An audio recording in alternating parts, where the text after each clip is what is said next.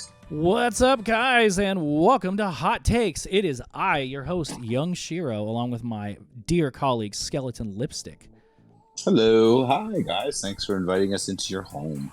Yes, thank you so much for everyone who's tuned in this far. Invite your friends, post about us on social media, and of course, let us know if anybody's audio is panning left or right, if anybody is too loud or too quiet, or if the music is too loud or too quiet. I am told that we are streaming at 720p, so apologies to anyone who can't tune in at 720p. Don't know how to fix that. What's new? But we're just glad you guys are here, and we got a very special guest that has agreed to join us tonight, Mr. Dan Mason, the saddest man in vaporwave. We're going to start off with some recommendations courtesy of moi. I've got three good ones for you guys. First one I want to roll out is actually a little bit of a classic. 2014 Vapor Trap album by Blank Body. Side project Bean, B-I-N-E. May not be pronouncing that correctly. Blank Body had an album he released in 2014 called Things Will Be Better From Now On. Very icy, very cold, very bass and sub-bass heavy. Link in the chat for anybody that's a fan of Vapor Trap like Blank Banshee, Sub Eris, and of course our good friend Vape Error. Check out Blank Body's Things Will Be Better From Now On. Rolling on into some classic and late-night lo-fi-esque vapor. Any fans of late-night lo-fi, I'm sure, are fans of Bodyline. Bodyline's been around for a long time, has released on many albums to great critical acclaim, including our own Luxury Elite's Fortune 500. Photogenica is the album I want to name drop tonight. Known, of course, for just a generally, in my opinion, uniform vibe. Just a great, chill evening vibe.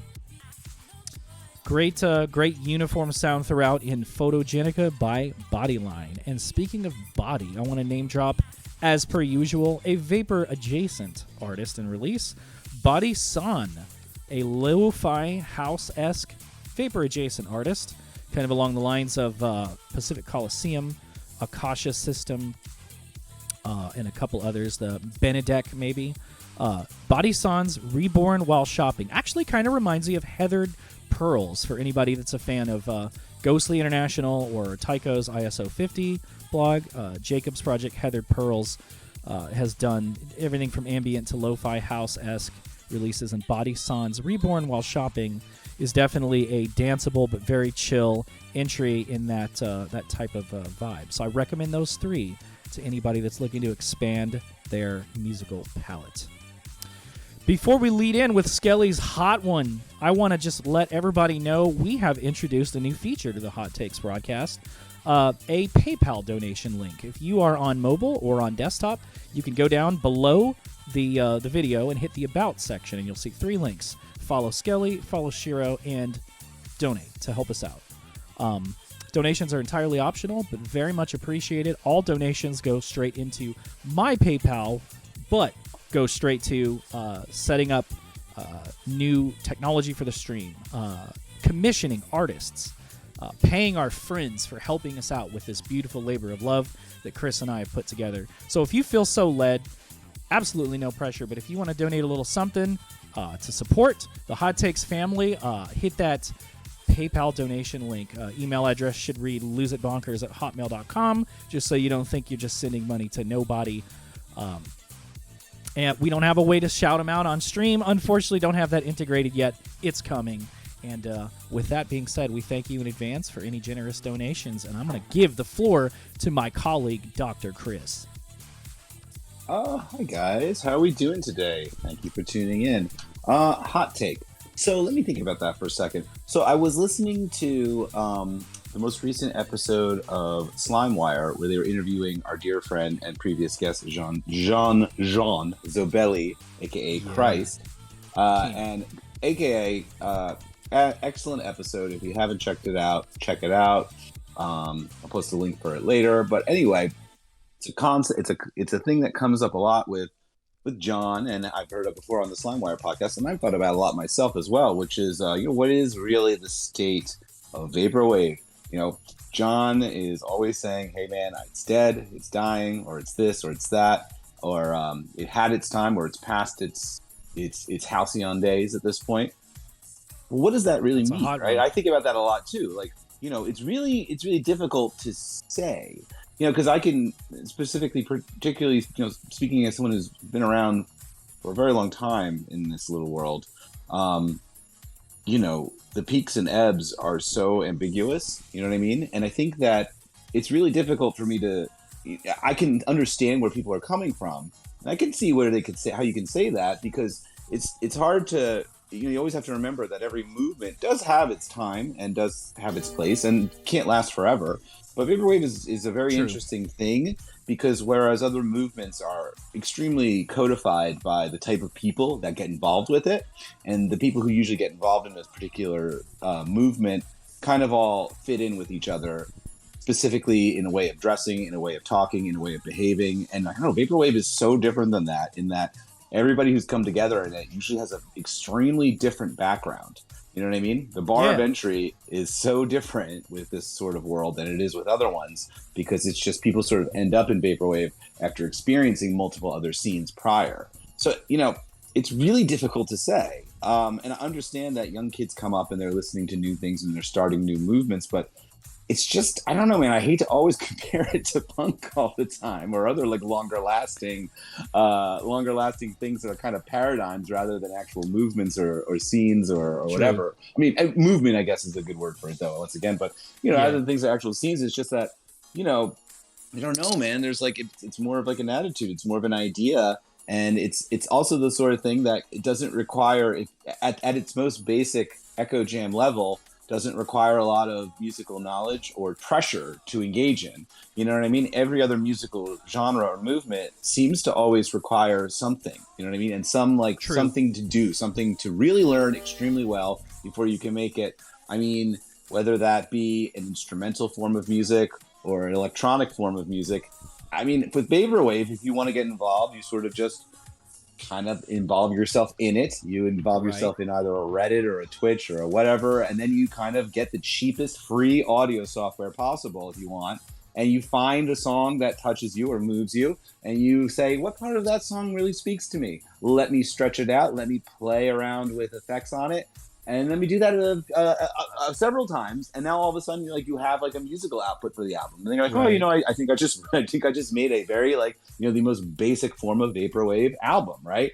And now let me figure out a way to express it visually with a cover, and boom, you're done. And now you're in. You know what I mean? It was the same way with punk. It's like, well, I don't know I get this cheap guitar that was like $25. Play 3 chords super fast. Trace 3 like power chords a few times and put some lyrics that mean something to me. Great. Now I'm in punk. You can't do that with any other genre. You know what I mean? And the other thing about vaporwave is it's not limited to just that. Since it's just like it involves so many people with so many different musical ideas, like it doesn't just involve that. Like now you're like, well, do I have to do this forever? It's like, no, you don't. I mean, look at our guest tonight coming on in a moment, right? Motherfucking Dan Mason, how many different times has he switched his styles up, right? How many times has Dan been interested in something, whether that was from his past or whether something that he's, like a genre from his past, you know what I mean? Or music that just is interesting to him, or how many times has he made like different types of albums in this world, you know what I mean? And provide it for the audience in this scene, right? So that's the other thing about this genre is it's like if you deviate from the expected initial concept of what it means, you're not punished and excommunicated from it, or said that you're not it, or unless you're extreme purist, said you're not it anymore, you know what I mean? You just not many other genres allow that room for growth and have an audience that is so open. Almost embrace deviation from the stereotypical sound. Correct. Yeah. But you can totally say vaporwave is dead if you want to, because maybe you have one idea of maybe what it is, or maybe you're looking at specific things. The other thing I noticed too is a lot of people who are specifically say vaporwave is dead. And trust me, I say it too, you know what I mean? Sometimes I think it too a lot too, right? I get it. I totally get it. And I see why people would say that, because the thing is also, if you're on the internet and you're more of a cutting edge person and you're looking at things all the time here in this space on the internet, right? And not even just in like small internet, not even just in like the bigger internet space, but like you're in vaporwave and you've been in vaporwave for a long time and you're mostly looking at what's going on every step of the way, every second by second. You have to remember that you're ahead of the curve. Like you think it's dead, and that's because you're ahead of the curve, because you're so involved in it and you're so deep into it that you know so much about it that, like, of course you think it's dead. because you know so much. You love it so much. You're so passionate about it probably that you can see, like, you can remember your favorite time in it, and you can remember a lot of your artists maybe from like 2013 or 12 or 2014 or 2015, 16. You can remember that time period. You can remember all the artists that are no longer around from that time period, and they might be artists you really loved, and you can see that they're out of it now, and that will make you think it's dead. And I did kind of think that too, in like in 2014, I kind of thought that, you know what I mean? But I do terminally chill now, right? Which is like this sort of weird way of translating it into a medium that doesn't even that wouldn't even make sense initially right away when you think about it at first, into a dance party medium, right? And I have a lot of people that come to these parties, yes. And the thing is that's like some of that is like their idea of what vaporwave is like very new. They don't know that it's going on for so long. They don't know that we called it alive and dead several times at this point. They don't know that. They have no. You have to understand that, like, when music genres do their little like thing, right? It takes a long time before they penetrate into a bigger audience, a bigger demographic. You know what I mean? And particularly like a dance party world or like a live world, like by the time the artists kind of penetrate into that world, it's the people who are the purists, the people who are really into it, are the ones have already like 3 years ago said it's over. But the general population doesn't know that. They don't it's know so what the people who are fun and interesting to get the perspective of newcomers. Like us think, you know what I mean? They don't know what the nerds like us think, you know what I mean? Like I've said it's been dead so many times, and then and then changed my mind about it so many times. But that's just because I'm so here all the time, you know what I mean? But the people who aren't here all the time are like, oh, look at this new vaporwave thing. I'm like, bitches, like, it's not that new, man. We've been doing it for over a fucking decade, dude. We've like called it dead so many times, like you don't even know. But the things catch up to the other places later. So I don't know. What do you guys think? I want to know what the chat thinks too. Sound off in the chat. Is it dead? Is it done? One thing I will say, Chris, in reply before we bring on Dan is I love how the recession, starting in, of course, 2008, just kind of brought people back to their laptops. No disrespect to guitar work. I mean, guitars are fucking awesome. But I mean, I'm sure you remember, at least reading in the 80s, when people like, Thomas Dolby, started making electronic music as, synthesizer scores for films. People apparently in the industry hated it. They were angry that they weren't using orchestras and huge arrangements. They thought that the synth was cheapening everything. But I mean, we look back on that nostalgically. And it's just lowered the barrier of entry, in my opinion, in a really good way. It's a working classes type of electronic music, Yeah. Just a personal opinion. It's could be anybody's almost, you know what I mean? That's the whole thing, right? Too. It's like it's open to everybody, and and particularly, it is open to working class. And I think it's great. Yeah, perfect. I think you could say the same about punk when it started. Yeah. True. 110%. Stop doing that comparison all the time. Well, it's just so the same with like DJ music. Which is the most obvious parallel? You know what I mean? Right. Or like early rap albums, they would like loop a record or something. That's a lot of that's another parallel you can make it to. Is a lot of audio equipment was just kind of boosted. You know how many times people probably rap said blew hip-hop up. is dead? And you know how many times people probably have said hip hop is dead? Like the old people who first got started in it. I'm sure they must be like, I don't know what this new stuff is. It's certainly not hip hop. Hip hop is when I had my boom box in the Bronx and we had parties outside and we get-togethers and we rapped over top of the records we were playing. And he's like, and I don't think anything else after that is even hip hop. If you change it even a little bit, it's not hip hop. It's dead. They're gonna say it's. I mean, but I don't know. I guess it's time to find out. But then on the other hand, every generation does want their own thing. But I don't know, man. It's hard to say. It's so difficult. It's in a constant state of flux in the best possible way. I think it's time to find out what Dan Mason thinks vaporwave is dead. On Dan. Let's bring him on. Let's go ahead and take the static down. Go ahead and unmute yourself, sir. Welcome to the show, Dan Mason. Better throw the still up. Oh, guys, technical difficulties. Just kidding. No, we got him. Welcome to the show, Dan. Thank you so much for joining us tonight. Howdy, howdy. We got some very cool people in chat. Want to say hello to Data Girl, Disco Holic, Laggin' Pants. Nice of you to finally join us. Chief Leaf, Luxury Elite, Zavi, and some other lovely people. Soft Replicas in here. Torch, Groovy Kaiju. Quiz just jumped in. What's up, Quiz? We want to know, do you think vaporwave is dead, sir? Oh, yeah. No. So when I think people say vaporwave is dead, I think what they're usually thinking about, and I think you were kind of bringing this up, is the style of like classic style vaporwave, just the slow it down, reverb it, kind of echo jammy kind of things going on. That era, I think there's less of that going on, but that's still happening. There's still people that are doing that kind of style nowadays, which I'm so happy to see. True. But is it dying?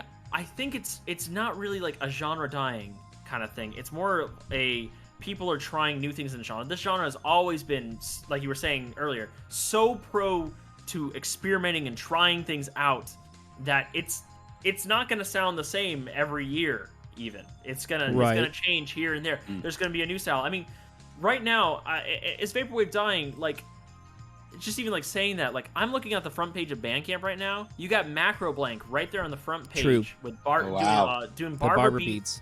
And and they have vaporwave right there. You can't get any more specific vaporwave than a lot of the barber beat stuff, in my opinion. That is like pretty straight up vaporwave. It's it's controversial. Just vaporwave. Well, I don't know. Is it controversial? Why should it be controversial? Yeah, some people like it, some people hate it.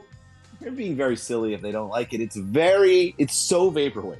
Like it's straight vaporwave. I'm gonna say, the name is kind of, I don't like when a name of a genre is based on some one artist's name. That's just a personal thing of mine. Yeah, that's my only problem with bar beats. It threw me off. I thought it was either I think I made a post about it saying I thought they were talking about like Barbary Coast beats. Oh, like Barbary Coast.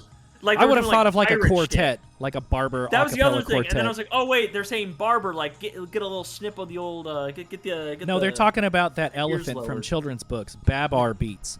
And Babar. Oh, I should have known. But I thought it was like I was thinking like, oh, is it like slow down quartets? And then of course I finally like hopped in, and listened to Macro Blank, and I was like, oh, it's like lo-fi like vapor stuff. Okay, yeah, like chill out and like IDM kind of sort of. It's not like it's not like the newest thing ever. But I was just like, oh, cool, they have a name to it. I'm like, I don't care. I make vaporwave 2. Vaporwave 2 is literally just like vaporwave 2 pop and dream wave. There are some pretty big dedicated hypnagogic pop fans. I mean, I don't think you would be hard pressed to find anybody that would absolutely love a second wave, if you will, of hypnagogic pop. I mean, some of 18 Karat Affair's recent output kind of rides that line. I haven't heard some for it. I was always a big fan of like the older stuff, for sure. Yeah, oh dude, me too. That's actually my gateway to vaporwave. What's yours, if you don't mind me asking? The classic Floral Shop. Floral Shop was your gateway drug. It was in 2012. Well, that was the one that introduced me. Right. Out of some friends that said, "Oh, check this out! It's Diana Ross slowed down." I was like, "Okay," and I listened to it. I was like, "This is just Diana Ross slowed down." And then I jokingly made an album because like I can do this kind of thing, but I didn't really. That's good though, right? Like that's what a lot of people think when they hear it, and they should. And it was Miami Virtual, wasn't it?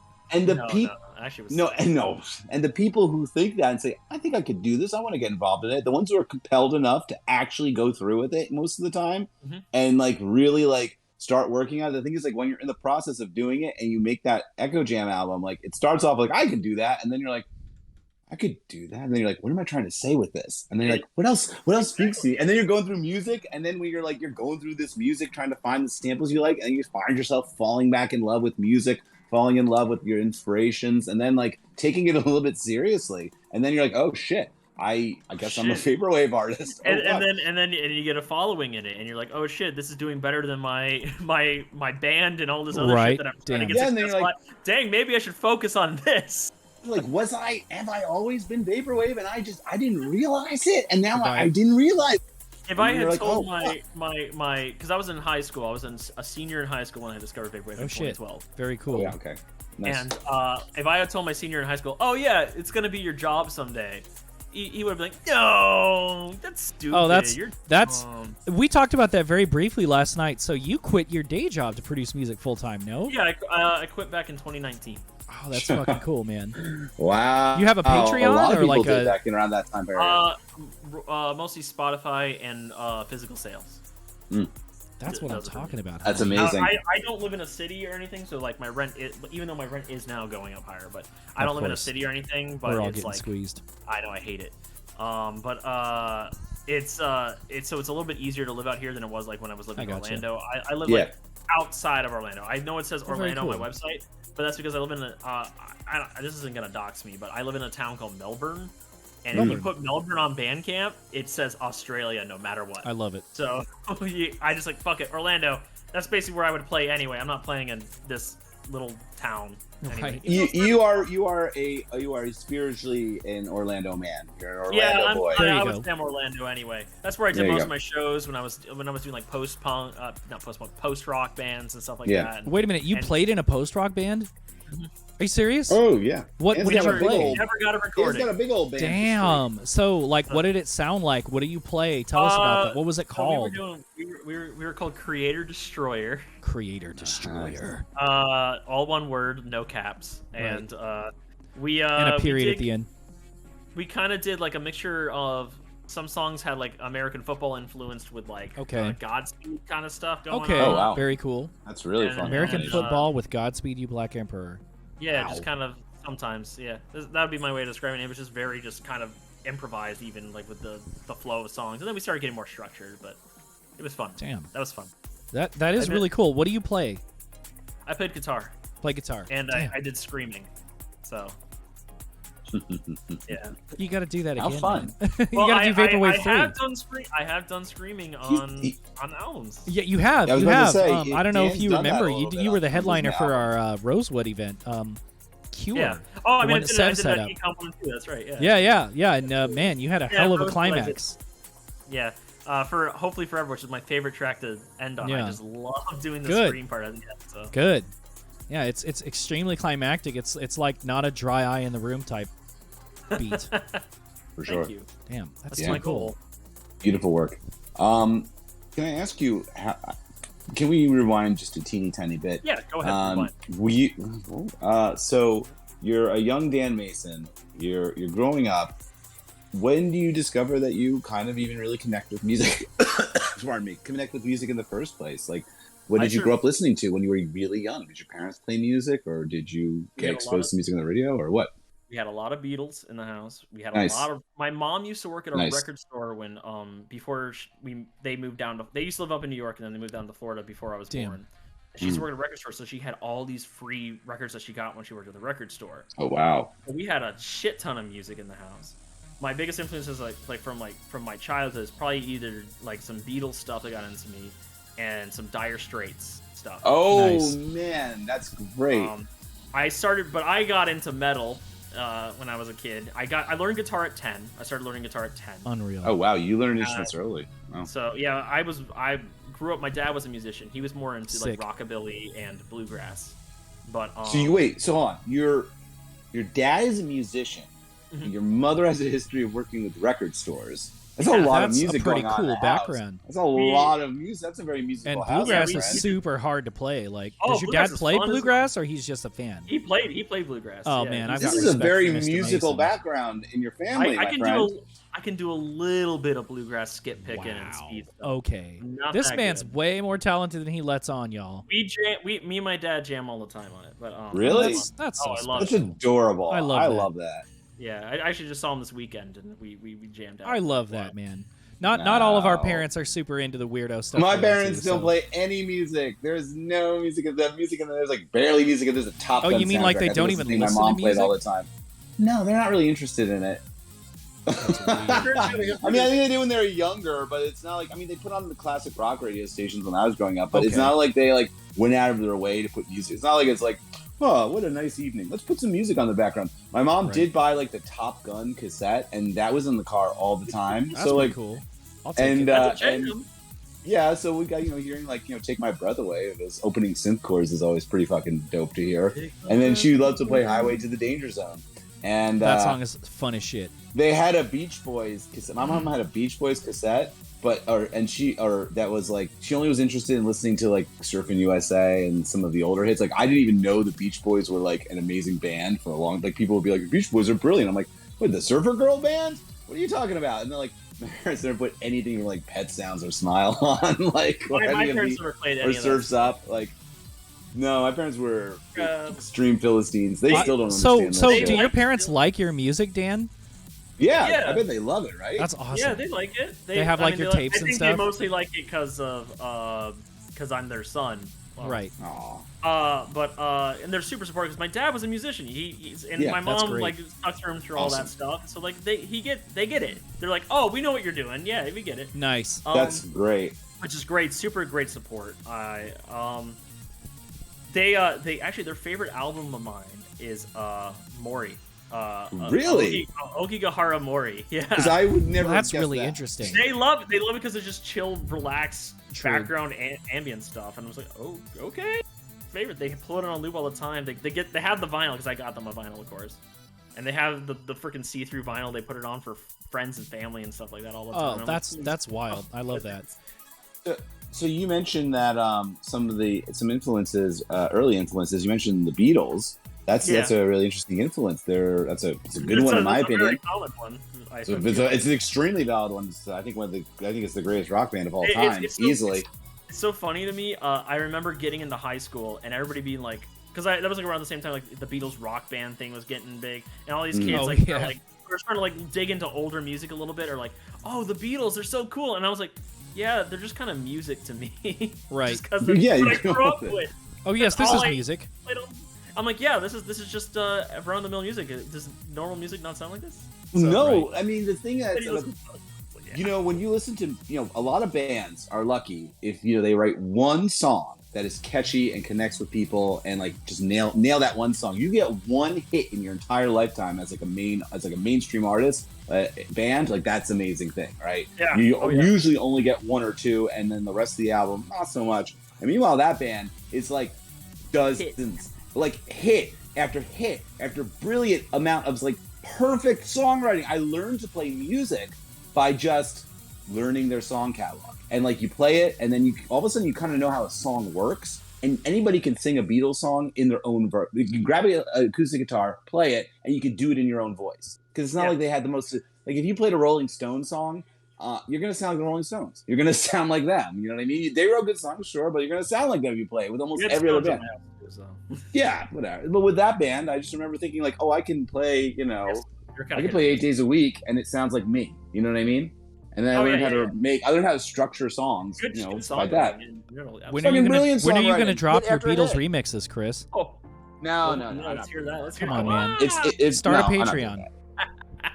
But this is I'm not. We I'm want not the Beatles gimmicks, remixes. no gimmicks. But anyway, so when did you discover metal music, and what was the first metal band you discovered? Metal was like I got into metal in like elementary school. I'm trying to think. I think we had Black Sabbath. I want to say at our house. I think we had Paranoid by Black Sabbath, and that was my favorite album. Like, that was a lot of fun. And then the other influences is my sister is 10 years older than me, so she was like in college at the time when I was like in middle school, and she was bringing home all these bands and stuff like that she was listening to. So that's when I started like in middle school. Then I started getting into like the Killers and fun stuff. Say Anything is one of my favorite, and then led towards the emo side of my fucking life. Oh yeah, when did you get into that? I'm interested. Tell us about that. School. No. Middle school. What was your exposure? Elementary school with like Taking Back Sunday was like my intro. Taking Back Sunday and like Yellow Card, I guess would be my. I mean, that would be the typical intro music for people. I think, especially for someone like who's. And if you're in elementary school, I mean, come on, Yeah. No, there's everybody judgment. Needs an entry to something, Absolutely. right? And that's like the stuff that broke through. You know what I mean? And it's so like I listened to like Say Anything, like Yellow Card, Taking Back Sunday all the time. And then that led towards like Census Fail and like Nice. Atreyu, the Devil Wears Prada stuff, and then just. Did you ever go back and listen to any of the '90s stuff? You know, like the Jimmy Eat Worlds and the Promise Rings and all the JHD Records albums. Like Little Appleseed Cast, maybe. Appleseed Cast, yeah, Cap and Jazz, all that. I mean, that's what I kind of grew up with. Oh yeah, I listened to that stuff too. I mean, I didn't get into that stuff until probably like college and later. Very cool. This is the right time to get into that stuff, you know. That's I got into that by the old American football, you know, freaking got me kicked off. That's the one, man. I got to talk about that for a second. That's always very interesting to me. You know, they're wonderful. Mike Cancel is a brilliant musician. It was always interesting to me that that's the one that like really broke through to people. Like in 2010s, that band had such a huge resurgence of popularity with young people, and I always was wondering, like, I wonder why them? All the '90s emo bands. Like I was like, I know American football. I'd actually seen him perform live as Owen, his other act before. Yeah, I was aware, yeah. but I was like, I wonder why it was them. They're Wasn't one of the songwriters. Kinsella brothers in Owen, or am I? No, he was. That's why I mentioned He was, it. right. Thank you. Mike was, absolutely. But I was always very interested. I mean, I think it's a phenomenal pick. But I wonder who the first person was to be like. I don't know how that chain of reaction happened. Let's revisit American football. I mean, I of course know that our dear friend Ryan remixed What if that we kissed song, in front of the American right? Football House?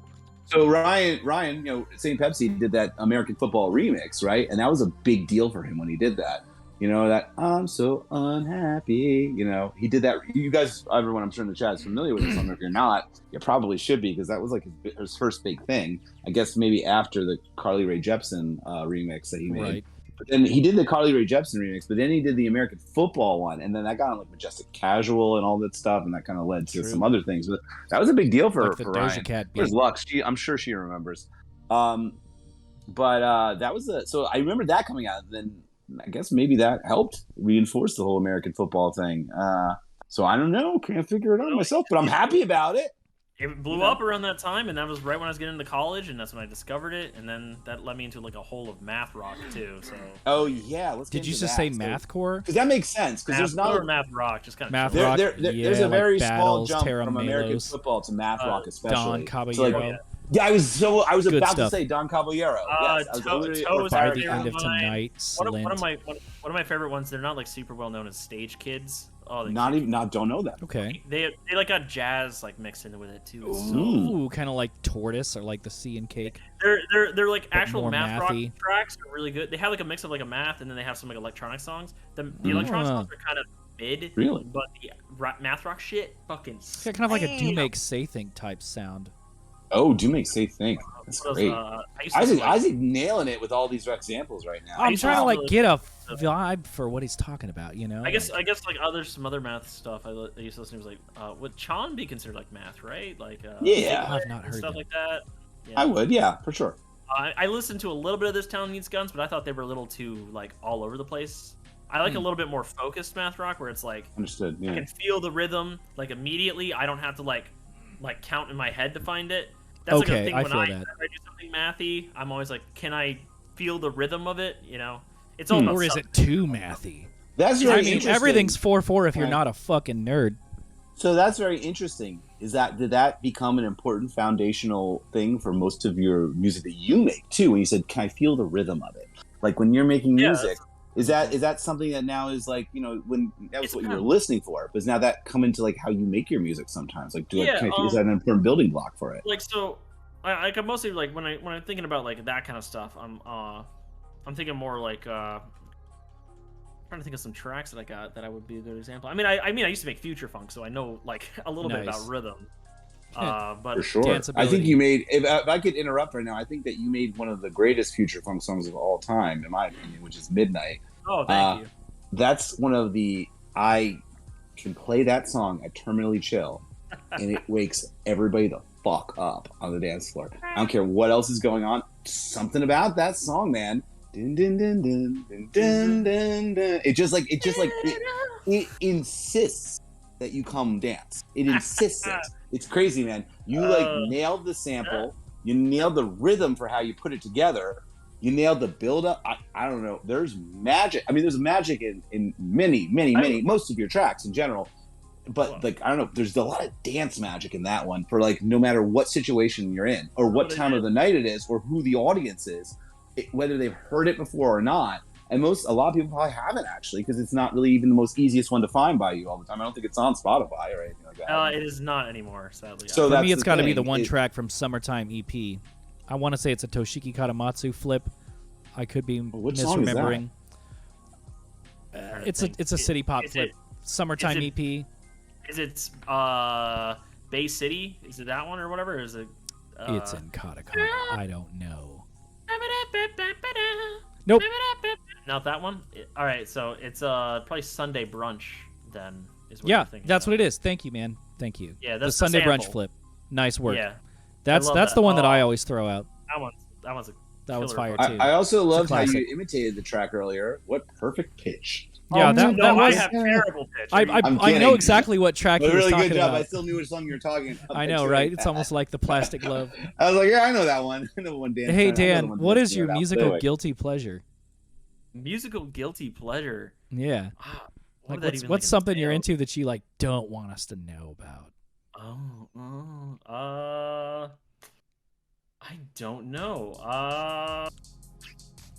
The only thing I listen to nowadays that isn't something like the way I'm thinking about it is like something that I listen to but I wouldn't really share with a lot of people because I know a lot of them really wouldn't like it is Bulgarian folk singing stuff. Oh, fun.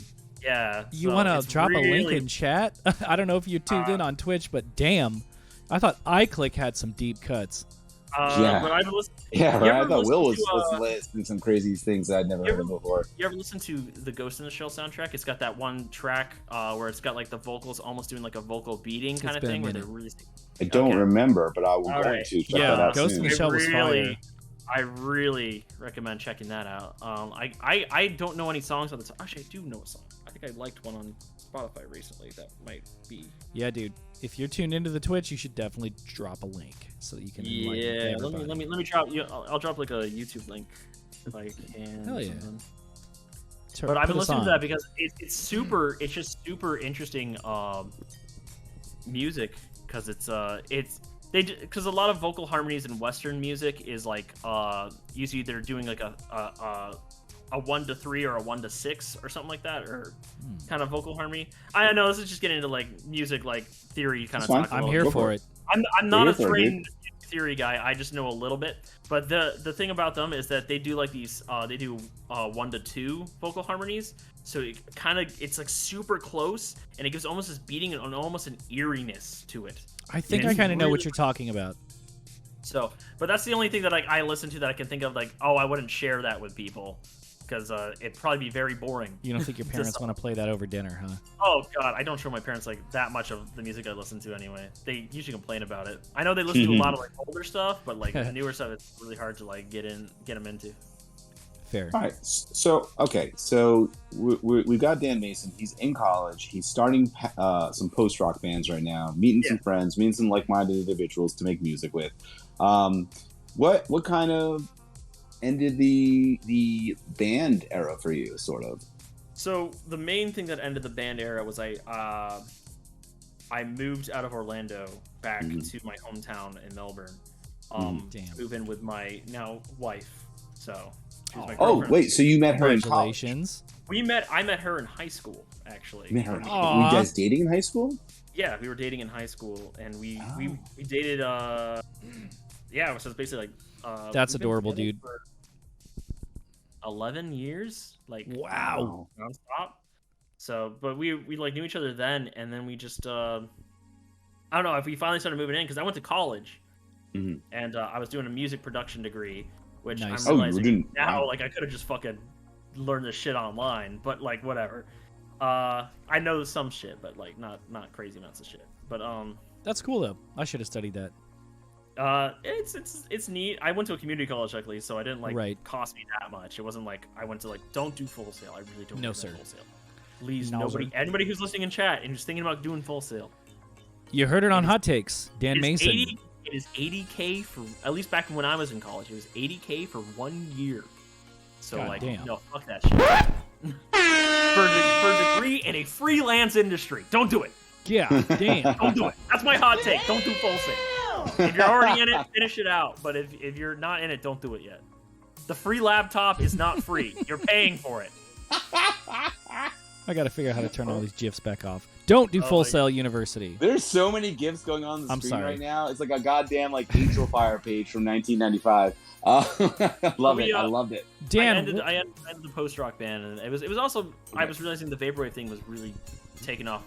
Well, easier. hold on. It probably was, but let's stop for a second here. You're doing the post-rock band. You're done college. You move back to go live with your now wife, and I guess the band doesn't follow you, or you can't meet the band as often anymore. Is that what happened? It's like an hour and a half drive. damn. So then you're like, well, I don't know. It's going to be hard to difficult to maintain this, and so I guess now you're maybe looking for different avenues to express yourself artistically and musically. Is that what's happening? I mean, I was already established a little bit in the vaporwave scene. This is a post. Oh, you were doing vaporwave in college. Oh, at the same time, yeah. Oh, man, yeah, a little This is side I'm already up to project. 2017 here. Let's go back again here. So you are in the band right now. He don't and want then the Cliff Notes version, bro. I was doing, and this actually will tie At into the same how time, I didn't know that. I was, and this will actually tie into how I got my name, because Let's do this. Yes, spoiler we in want to know chat- where Dan Mason comes from. Spoiler in chat, my real name is not Dan Mason. It's not Dan I have Mason. been fooling you all. You for heard it on Hot years. Takes. His name is not Dan that's- Mason. That's it. You heard it right here, buddy. I was doing the band, but I started actually doing vaporwave. Actually, funnily enough, before that band even like started taking off. But I met all the members in that band doing like open mic nights. I used to do open mic nights, just take an acoustic guitar, play some folky stuff, do some, and then I used to do some electric guitar with a loop pedal and like do some like ambient shit. I used to do a mixture of those two things, and I met some bands, and we did that. But at the same time, I was already making stuff under Dan Mason. I started making Dan Mason stuff back in 2013. Why Dan I was Mason muted. for the name? Because I didn't want it. I wanted to do vaporwave almost as like a side thing, and I didn't want it to be associated with me. So I threw a name out there and said Dan Mason. That's it. It's That's the phonetically whole- That's works it? really. You made up the name? I just made up the There's name no out of my real head. Dan Mason? It phonetically No, works really nicely. You know what Yeah, I mean? It does. It's really short and easy to say. And the I think that's why katakana just says Dan Mason, right? It literally just says Dan Mason. Yeah, that's what I thought. Yeah, Yeah, nice. that's the only reason I kind of like want to get rid of it. It's like it doesn't need to be there. It's just. It's for kind of being cool, the though. same.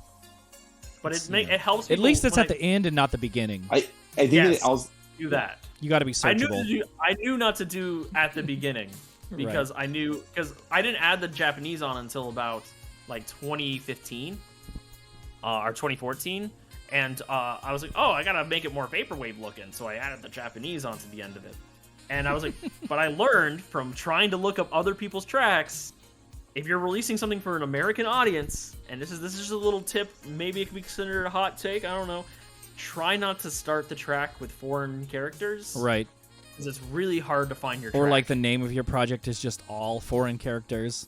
Yeah, if you're trying to do it for... You can do that, but like I recommend like trying not to, but it depends what you're doing at the end of the day. Yeah, I guess so, right? Because there is the argument that some people will do that just to literally hide their music even deeper. You know what I mean? If your goal is that you want to be really obscure and mysterious and difficult to find, then great. I mean, then do that. You know, then you can be one of the artists that puts characters and Japanese characters, Bro, and not or even the- just Japanese characters, but The like people you know, who use like triangles and Arabic shit, like a witch characters, house where artist or like something, you but- go to the right and it starts over to the left, and you're like, oh my god, how do I type this shit? Some people do it as a way to just be more obscure, and if that's like what your goal is, then that's great. Depends on the goal. You're right. At Depends the on end the goal, right? of your goal. If you're trying to do something more mysterious and like kind of like, ooh, what does this mean? What's going on? What is the name of this album? I don't know. Like I said, this is for marketing towards an American or English spoken market. It's like, or Latin based market where, you know, so like America, Europe kind of, you know. Right. So, yeah, that's the only thing I'm saying. I would just recommend that if you're trying to have people find your music easier, that is a tip. But if you're doing that's a pretty good tip. Yeah. but if you're trying to like you said, make it mysterious, no, keep doing what you're doing. You're fine. Yeah, don't put American language in it. Actually, Don't you'll fuck up your vibe. Do freaking what are they called? Alt code freaking weird. Oh, frickin'... the double spacing and the Unicode and the Yeah, Witch House Unicode, characters. yeah, Chris, do you remember how hard it was to... to find Witch House artists back in the Oh, day? it's still hard for me to find Jesus. certain Witch House artists I like, because there's like Oh, sometimes I man. do find tracks I like by wave artists will do this as well yeah, sometimes, yeah. and like I try and there'll be songs I love and I have to they'll come up on my Witch House Spotify. 2.0. Yeah, Witch House 2.0 artists that will come up on my Spotify, and I have to, like, you know, if I'm doing a playlist or a random, like, a generated playlist, and, like, I have to make sure I heart it if it comes up on generated. I'll never find that artist again. Like, fucking, like, triangle, SEO triangle. I'm like, you can't put triangles into the search. Right, or it's just the 3 crosses. Yeah, you find 3 that on crosses, Spotify. yeah. You gotta fucking just like, all right, I'm saving that right now. Saving it. It's saved. All right, cool. I'll find it later. Speaking of saved, somebody in chat said they were hooking up with somebody and one of your songs came on their playlist, and the person they were hooking up with stopped and saved your song. Whoa!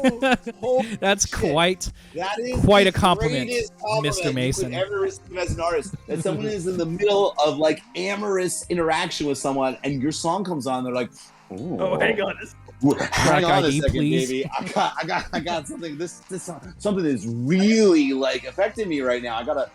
Oh, and then they probably went back to the hooking up, and it was it was a really phenomenal. You know what I mean? Like it was even better. So you know. Dan, it's like you had a threesome. Bruh, don't tell my wife. You are indelibly cemented in somebody's memory in that way. It's like Dan Mason's smiling over top them as they hooked up and like nodding in like agreement. the GIF, Tiger. where they're Go like get him. slowly zooming in on your face and you're going, "Go get him! Good job." That's right. I know you've seen the GIF. It's real good. Maybe you pronounce it GIF. I don't know. You've seen the GIF of like they're slowly zooming in on Dan's face and he's like. Yeah, I've seen that. I wish I had it right now. It makes me smile. Lux, can you find a link to that GIF? Because if you say GIF, she won't find it. You know, there's like really something about this Dan Mason guy over here. He just like really kind of puts you in a good mood. You know what I mean? There's just such like a great energy about you, and something that it's just a really interesting type of charisma. And I appreciate it. And it's almost hard to put your finger on it. It's like a very like.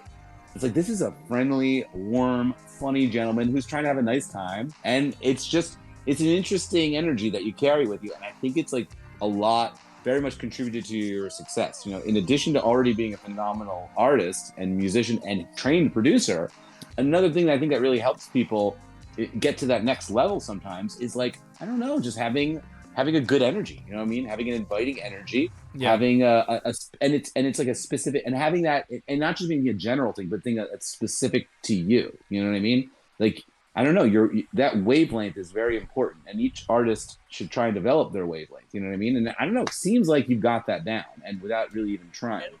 I'm trying. I guess. I don't know. I would definitely second that. You've definitely got a personality. And though not every artist needs to have that, it goes a long way when it comes to marketing, networking, fan relations. I don't know, just whatever. It's definitely weird with fan relations. Yeah, fan relations. That's. I mean, the whole reason you are who you are is because of the people who listen and share your music. So like, hey, that's a really good perspective to have. You're not wrong at all. Please be nice to these people. Like every artist should be nice to. Hot take: every artist should be nice to their fans. That's crazy. That's a hot take, but you're right. Like it is. I don't know. Like you're right. I don't know if I can get behind that one. Like obviously, you don't have to be like, you know. I mean, if you want to keep things private, you don't give out private information and stuff like that. Like, don't do anything of that. Be careful. There are tricksters out there, little goofers and not goofers who are kind of scamming, who might try to dig for information that you should not be giving out. So be careful with that. But it's all about awareness, and at the end of the day, just be nice to people. Like, God dang. You don't know them. God dang it. Honestly, I'm in sales, dude, and it is so important to just talk nice to people. So you use words like goofers and God dang it, and it's just like, you give off like the big brother or great uncle that everybody wants. You know what I mean? And I think that's like been like, that energy has really like served you quite well, and I think it just comes naturally to you. I have a question.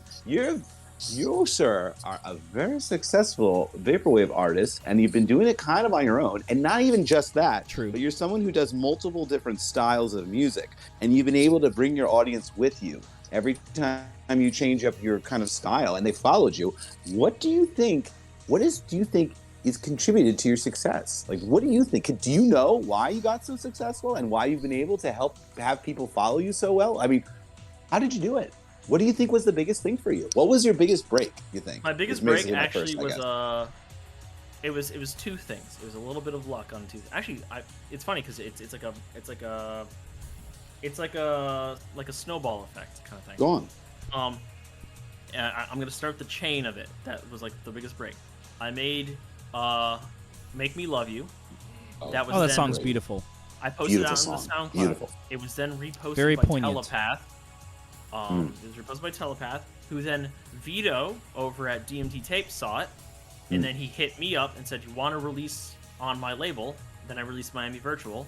Miami Virtual about a year later. Great album. On Dan Bell's album. Seriously. Dan Bell's YouTube page, which he does abandoned malls. That's his whole thing. He does abandoned malls, and then he does gross motels and stuff like that. That was like his whole thing back then, at least.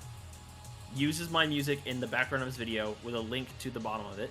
Wow. Big tip to any YouTubers out there: if you're using a smaller artist's music, please link to their Bandcamp or wherever they can find. Yes. It's like Yes. the biggest thing Please. ever. For any Support artist.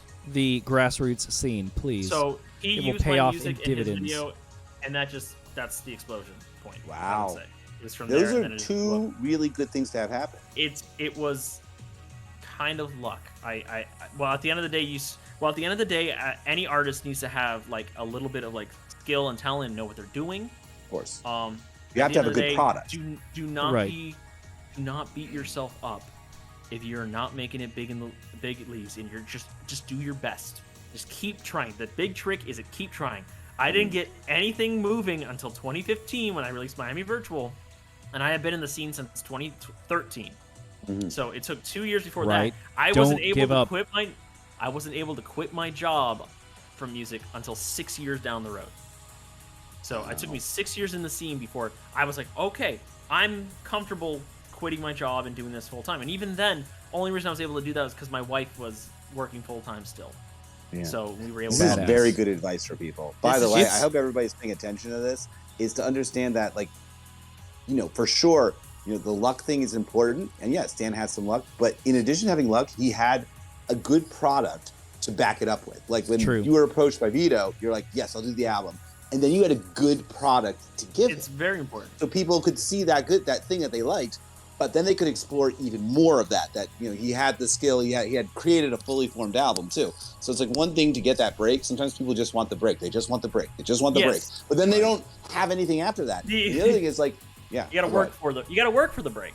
You do work have for the to work break. for the break. It's And not uncommon to don't- scream into the void for several years until you finally get that break. It's really not. I know plenty of smaller guys shame, in the but scene that's how it goes. that make some of the best vaporwave I've ever heard. I remember in my when life. George was And it's asking just- people to help fund his albums.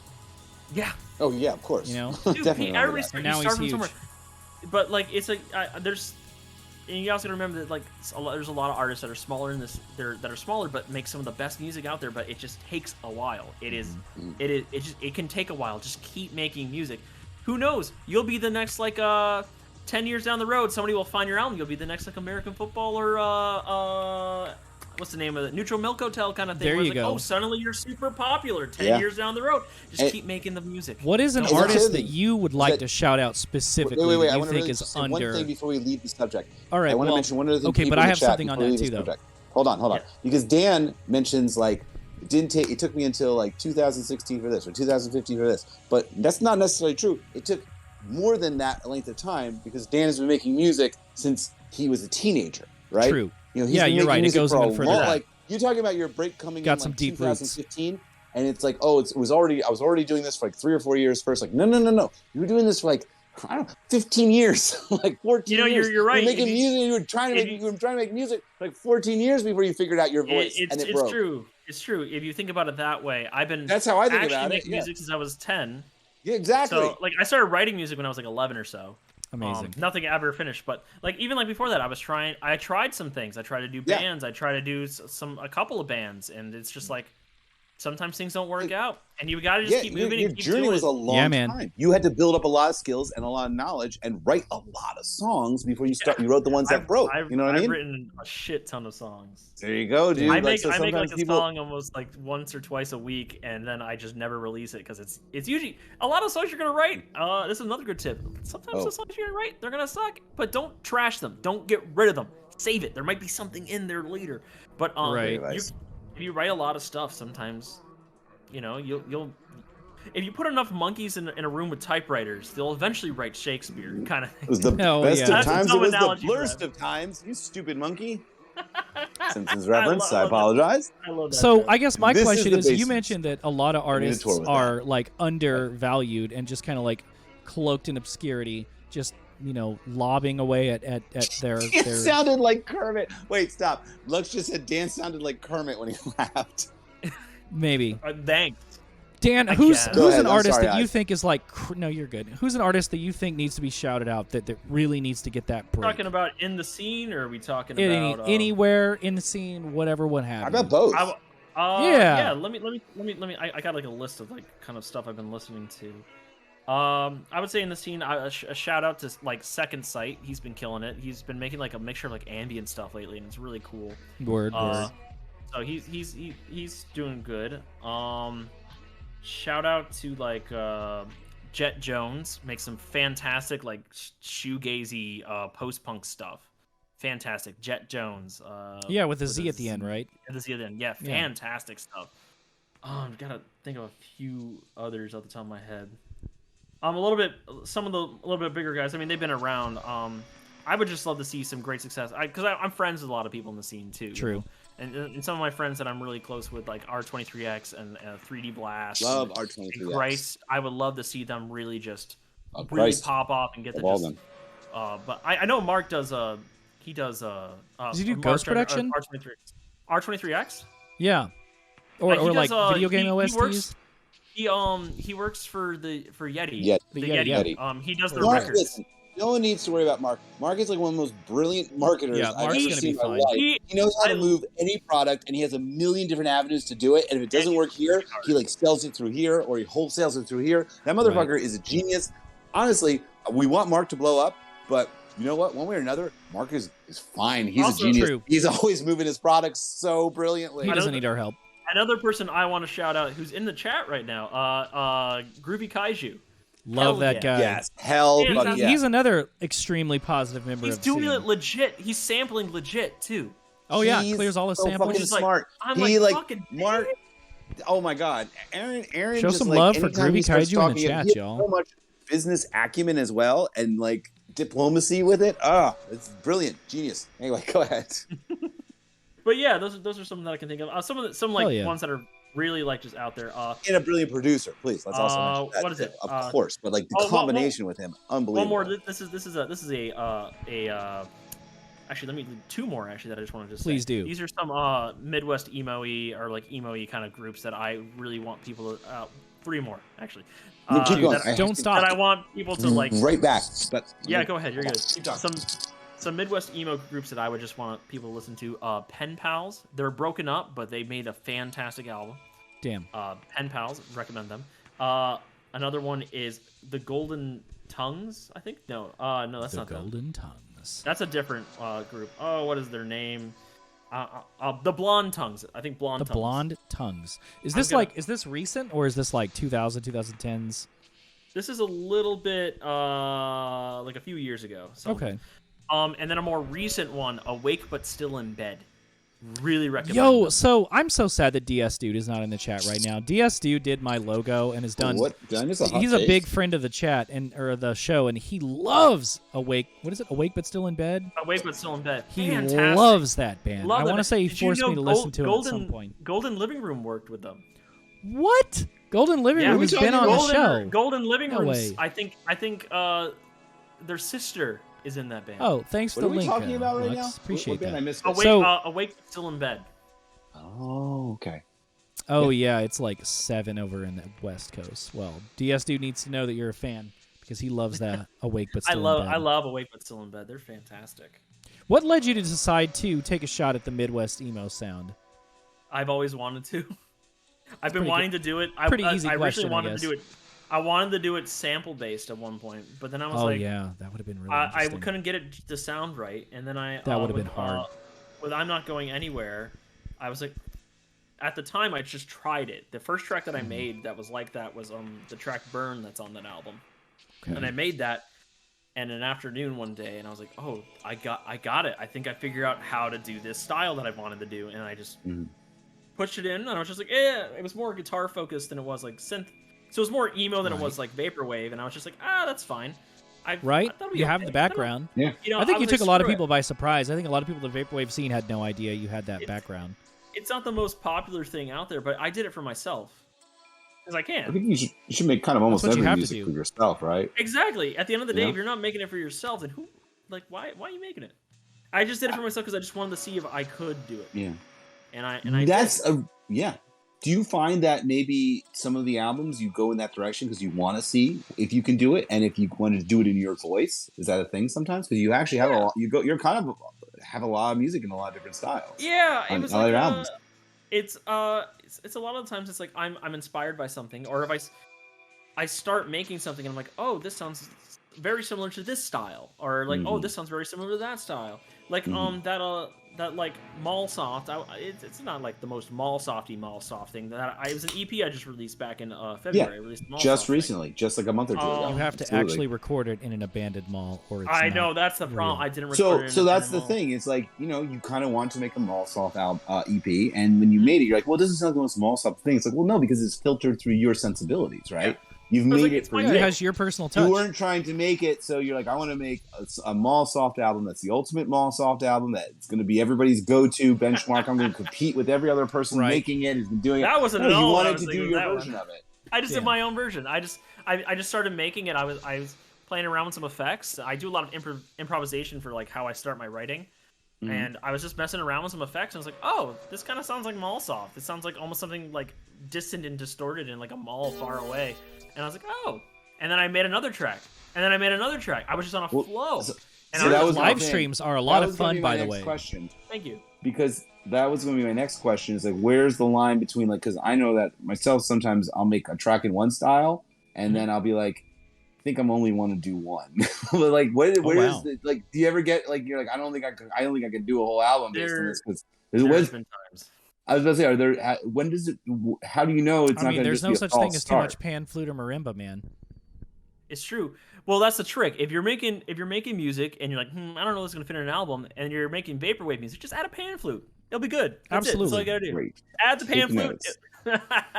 I'm telling you, you're man, good. this guy, honestly, I think you were one of the very first people that were live streaming when the like lockdown era of the pandemic started.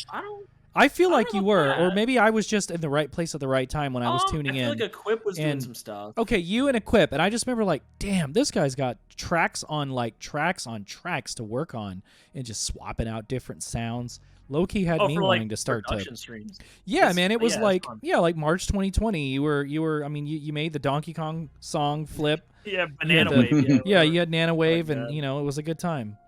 Like, So, yeah, that was a fun one. It's a good sound I palette. want to keep up with it. I get into bouts where I want to stream every like a couple of days, Right. and then it's just like I don't want to stream for like 3 months, and then I come back, and True. then I go away, and then I come back, and I go back. Depends we what's got a going on. question from the chat. Soft All right, I got Replica a question, says, but I'll wait a moment. as someone Let's- with many aliases, Dan, when do you decide a release should go on a different alias? Is there only such thing as too have- many aliases? I have 3 aliases. That's all I have. That's not that many Okay, in that's not comparison to terrible. some other people in the scene. I Right. know some older, like very popular people who don't associate with the scene anymore, but they had like 88, I think, at some point. I think Oh, like Vito, or like Vito like had David. like 4,000 or something. Yeah, shit. Vito and like HKE. I swear to God. Vito had and the most. HKE were just like super like here's an alias, here's an alias. Mm-hmm. I was doing aliases. So the only thing now is I have Aokigahara Online, which I'm actually trying to phase out. I'm just trying to make it part of my stuff. Just to make it easier for people to find shit. And then I have Ghost Enterprise, and then of course the Dan Mason thing. Ghost Enterprise, all that is that's my sample based stuff.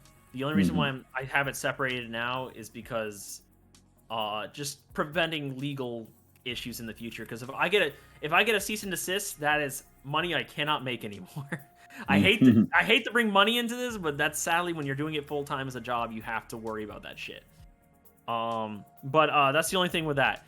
But I stopped. I think I saw a post from Nelward. Have you guys ever heard of Nelward? Fantastic artist. Shout out to Nelward. He's from like Atlanta area. He's fantastic. Really, I recommend everybody check him out. But he was talking about like, why release stuff underneath a different alias? And I was starting to think that I was like, I'm just not gonna do that anymore. I'm just gonna release everything underneath Dan Mason. If people and just like kind of keep things like stylistically into albums. So like, if I want to do like a nature wave album, I'll make it one album. If I want to do like a whole Malsoft thing, I'll make it one album over here. But I'll keep it all underneath the Dan Mason alias, and that's just something I'm doing now. But sometimes it depends if there's like a narrative you're doing. If you're doing like a narrative or something like that, then yeah, do a different alias or something like that, for sure. I've thought about it a few times, but I mostly stick with just doing it all underneath Dan Mason because I just like whatever. I mean, you've got a lot of different sounds under that umbrella, and I think everybody knows to expect and appreciates it. I think at the end of the day, I realized for myself at least, it's like I mean I've like we were talking about, I started doing ambient stuff. I started doing classic style vaporwave. I've done not really much vapor trap, but a little bit like hints of it. True. I've done future funk. I've done vapor funk. I've done like all this shit, and it's just like fuck it. I'll add another one onto the pile. Why not, right? I love that attitude, by the way. Well, hold on. Let's talk about something then. You do vocals in a lot of your songs as well. What made you decide to start doing vocals? I mean, I do vocals as well occasionally for a lot of music. What made you decide to start doing it? Was it the background in live bands, or did you just think, you know what? I think I got something to say by this, or I want to try it. I want to see how this works. The first time I did it was like on I think I did a couple of like throwaway songs, but first time I really tried doing it was on the album Void. And when I was writing Void, I was like, what would make this more vaporwavy? And I was like, oh, pitch down vocals. And I was like trying to think of, at the time I used to just slow down the track actually and just get the pitch down vocals, which is fun. I now do something called format shifting, which is really fucking great because then I can play the song in key, which is good. Okay. Four-man shifting? What's this? Four-man shifting. Yeah. It does something to like the register of your voice or something like that. It makes it sound deeper or higher pitched. Format. It's like Formant. I really recommend looking into it if you're doing any more vocal stuff. Dude, I'm always doing vocal really stuff. I know, yeah. Okay. Formant? Formant. It's Formant. Yeah. Okay. Damn. Yeah. We're about to see really Skelly 2.0 here coming up. I really recommend it. I'm at this point. I don't even fucking Another side project. Another side project. Come on, it's really cool. So yeah, I do it. Really good. The only thing is like you can do it like for free in FL Studio, but it's kind of slow paced. Gotcha. But there is a really good plugin called Little Alter Boy. Does that shit, like Little Alter Boy. Recommend it. It's saving expensive. That one right now. The only problem, it's kind of expensive. It's like $100, but I mean that's cheap for a VST, sadly. But you know, yeah, Little Alter Boy fucking. Okay. Dope. Yeah. Don't Google that. Save that. It's someone. Ogno says it changes the vowels of your sounds. That's a pretty good explanation. Vowels? What the fuck? That's crazy. Yeah, man. it just deepens your freaking. Like, it feels like it's deepening your voice. In fact, I have a pedal for when I do my live sets. That's what it does. It really Actually, I wanted to ask you about that. A lot of the vocals in your songs, like on let's see, the album with Nothing Matters. Come on, guys, help me out. Forever Nothing. Forever Nothing. Sorry, I do that. My bad. Okay. That album. Dude, don't worry about it. Are they clean vocals, or do you have like effects to kind of deepen your voice a little bit? So if you don't mind me asking. So Forever Nothing was the first album where I started doing the format shifting. Hypnagogia and Void, I was actually slowing down the entire track. I got you. Oh, whoa. That's kind of cool. Yeah. I had no idea. So you would do it. Those are slowed down tracks? So what I would do is I'd make the entire track, and then I would export it stems so I could just tweak all the little things on it, and then I would just slow the whole thing. I would just sync it to the tempo, lower the tempo, and that was too cool. That's crazy. I love how you deepen the voices with all these things. I usually just would take another. I would just double my vocal track and then pitch it down to like 7 tones, and then also like sweep off the high end. So that's what I would always do. But this sounds so much easier than I always all the thought fucking your layers voice of sounded short levels I've been very doing for deep. years. I was like, damn, he's got kind of like a very deep singing voice. Like, It's Yo, so I fascinating. I can had get no kinda idea deep. that you slowed that down. Oh, well, the Unbelievable. Hypnagogia and Void I slowed down, and then Forever Nothing is when I started doing the 4-man thing. So it's just it's literally just like that one I had to do the renders through fucking FL Studio, and it takes forever because you have to tweak all these knobs just to get it just right. Got it. It usually gets glitchy and shit, but I really recommend the little altar boy. Discoholic showed that to me. Shout out to damn, Discoholic. Discoholic is Oh. a damn genius. He showed it Yes, to me. he is. And it was just He's like, so good oh at my- everything he fucking does. It made the process of making He my did. voice deeper go from being like a 15-minute affair to a 15-second affair. Oh my god. And I was just like, All right. I was like, Well, Leave it up to thank you Discoholic guys to know very all much that for the extra shit. recommendation. I've already got it loaded Bruh. up on my computer. I'll be downloading it once we're done here today, actually. oh hell yeah! Dan, we got a Check it question out. in the chat. Another good one from Soft Replica wants to know: I got more My questions on Bloody Roll. Valentine or Slow Dive? And he also Slow says Dive. or Ride. Slow dive. Thank you. That's the right answer. Slow dive is fantastic. Who else was Slow Dive? Vincent remembers was Slow Dive as well. Absolutely, He- because that's the he- right I, answer. I like My Bloody Valentine, but Me too. I mean, Slow Dive just fucking kills it. Sue Vlaki is like literally one of my top 10 Thank favorite you. albums. Can't argue Unskippable. with that opinion. So Well, okay, I want to go back to vocals for a second. Can we do Yeah. that, or is there another question? please. hit it. Now, obviously, we've discussed the production of the timbre of the vocals and the aspects of that. Why don't we talk a little bit about the lyrics? What's the lyric writing process for you Yeah. like? Is it difficult? So the process, and it's funny because I was actually doing it during my because I do actually I am in the making of an album on stream. It's just I stopped because I got busy with stuff, and then like I just got like really in a Yeah, hole. it happens, man. Absolutely. Emotional hole, and I was just like, I've just got to put this on the side and then come back to it. Yeah, absolutely. But, Respect. So there, for you sure, can actually. buddy. So for anybody who at home, it's on my YouTube channel. You can actually watch the process of me making lyrics and stuff. But that's for like a specific style I was doing for that. But what I usually do is when I make the song, I do temp demo vocals that make no sense, and you can actually hear. I've actually seen George Clanton does the same thing. Sometimes. Yeah, it just kind of deals doesn't actually say Yeah. anything. Kind of thing is. Oh. Come to my house and we'll eat some spaghetti. Kind Yeah, of thing. right. Like Fun. shit like that. You just say random shit. I do a lot of that, and then what I do is I come back to them, and then I think about what does the song feel like it should be about. It depends on what the album is going to be about. Sometimes the album has like a full overarching theme, and usually it does, but sometimes it doesn't. Or Gotcha. sometimes it's more of a light overarching theme. Like I'm not like holding myself too close to it, but I'm letting it kind of be there. And then I think, where does this song fit narratively, kind of like in the arc of how the album is structured, and then like what should this song be about because of where it's placed in the album, and what does the feel of the song make me think about. And then that's when I start getting lyrics going, and then it's usually just kind of trying to fit them in, having rhyme zone open, which helps. Nice. To get the lyrics to rhyme if I want them to rhyme. But I then try to think of like kind of more metaphorical things. Boyd, I was making them up as I was writing it. But Hypnagogia and onwards, it's like I've been like thinking of more metaphorical ways of trying to do something, but not like go too metaphorical where no one can on the first listen through not understand it. But I try my best to like give it a little bit of depth, and so people can come back to it and like think about it. So yeah, thank you, Lex, for posting Rhyme Zone in the Yeah, please. I don't know if you're seeing, but people are asking what Rhyme Zone is.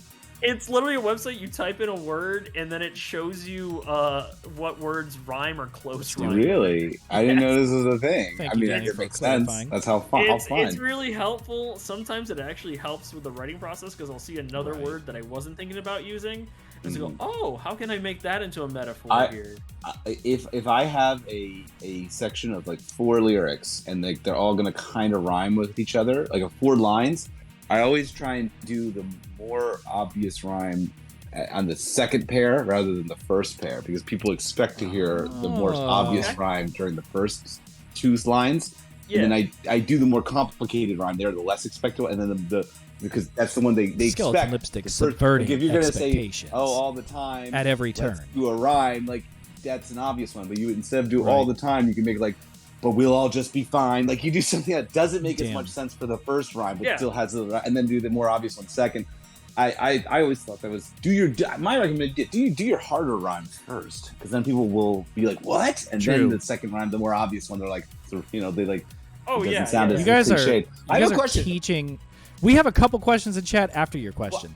All right, so that's really interesting. I mean, I actually kind of want to talk about some of the themes of the album, but we don't have to get into that because, like, honestly, like you're talking about the themes of the albums and trying to make everything work. I'm like, your themes are very emotional. Like your themes They are like are. very, like, Goddamn. they feel very personal sometimes. Yeah, I'm wondering, they can is there like some sort of like, do you think about like a movie you like or other songs you like or experiences you had like when you're making these albums or something that like, I remember a long time ago, you mentioned an anime to me that you said has like really informed a lot of the ways you feel. And I can't remember the name of the anime because I went to write it down and I don't have it anymore. Probably 5 centimeters per second. That's it. That's it. Let me write that down because you mentioned this like a year and a half ago, and I can't remember. I couldn't remember it. Everybody, you heard it on Hot Takes. I recommend it to everybody in chat. Is it one more time because I have to make a note? 5 centimeters per second. 2 years ago, maybe. Was it 5 centimeters per second? Thank you. Really good shit. Made by Makoto Shinkai. Everything Makoto Shinkai does is this is the one. Yeah. I remember you mentioned this one. Interesting. Okay. Dan, we got a couple questions in chat. But if you don't mind, let me knock these out real quick. We got a couple people asking about. Just real quick, got a couple people asking about the same thing. Groovy wants to know what the biggest difference for you since you started doing music full time is. And on that note, and Rail wants to know if it's scary doing music for a living. Great questions. Biggest difference is it's just I don't know, like I'm gonna do the scary one. It can be. It can be, right? It can be. When the vinyl shortage started happening. Ooh, true. And I have taxes coming up. And oh no, Miami Virtual 2.0 isn't releasing until after taxes are due. Right. Oh shit. You got this. By the way, Miami Virtual 2.0 is we still have like 100 copies left. That's right. Let's put somebody link it. Go buy Miami Virtual 2.0. Worth your time and money. Help old Danny Boy pay his taxes. I'm kidding. We got it. I think we got that. We got some vinyl collectors in chat, man. But you came to the right place. Biggest difference drop a link for that. And it's just you don't. So like it can be a kind of a positive and a negative. Is you can work on the music anytime you want. The other thing is you got to know, but you got to learn. Don't do it too much that you'll burn yourself out. Right. That is so easy to do when you do it full time. I literally almost have done it like I've done it actually like 5 times already. Damn. I'll get into like a really big workflow and I'll be working on something every day, and then I'm fucking burning out and then I never finish it. And I'm like, fuck. So don't burn yourself out if you want to get into the music full time. But it's nice to be able to just like, I'm at home. I can go work on this album right now. I can go practice that set right now. I can do all this stuff. It's so convenient because you're not like at work being like, I gotta get home and I got an idea I gotta write down and I can't work on it right now. I heard Sade over the radio at work. I gotta slow that down right now. Oh, that's pretty good.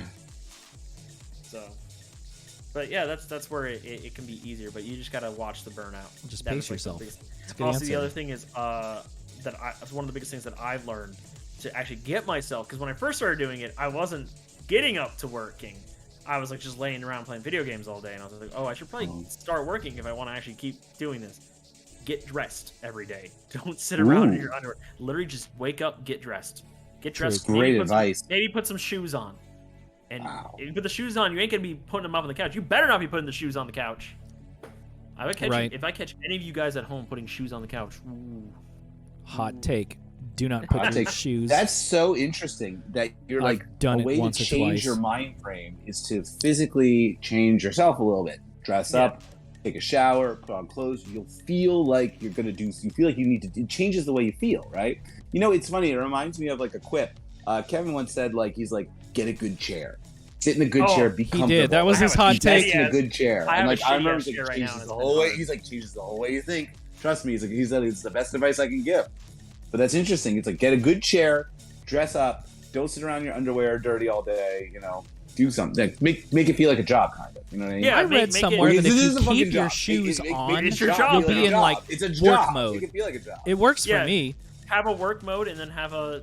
I mean, walking around your house in your shoes is kind of a Philistine thing to do, but it like keeps me in getting shit done mode. Yeah.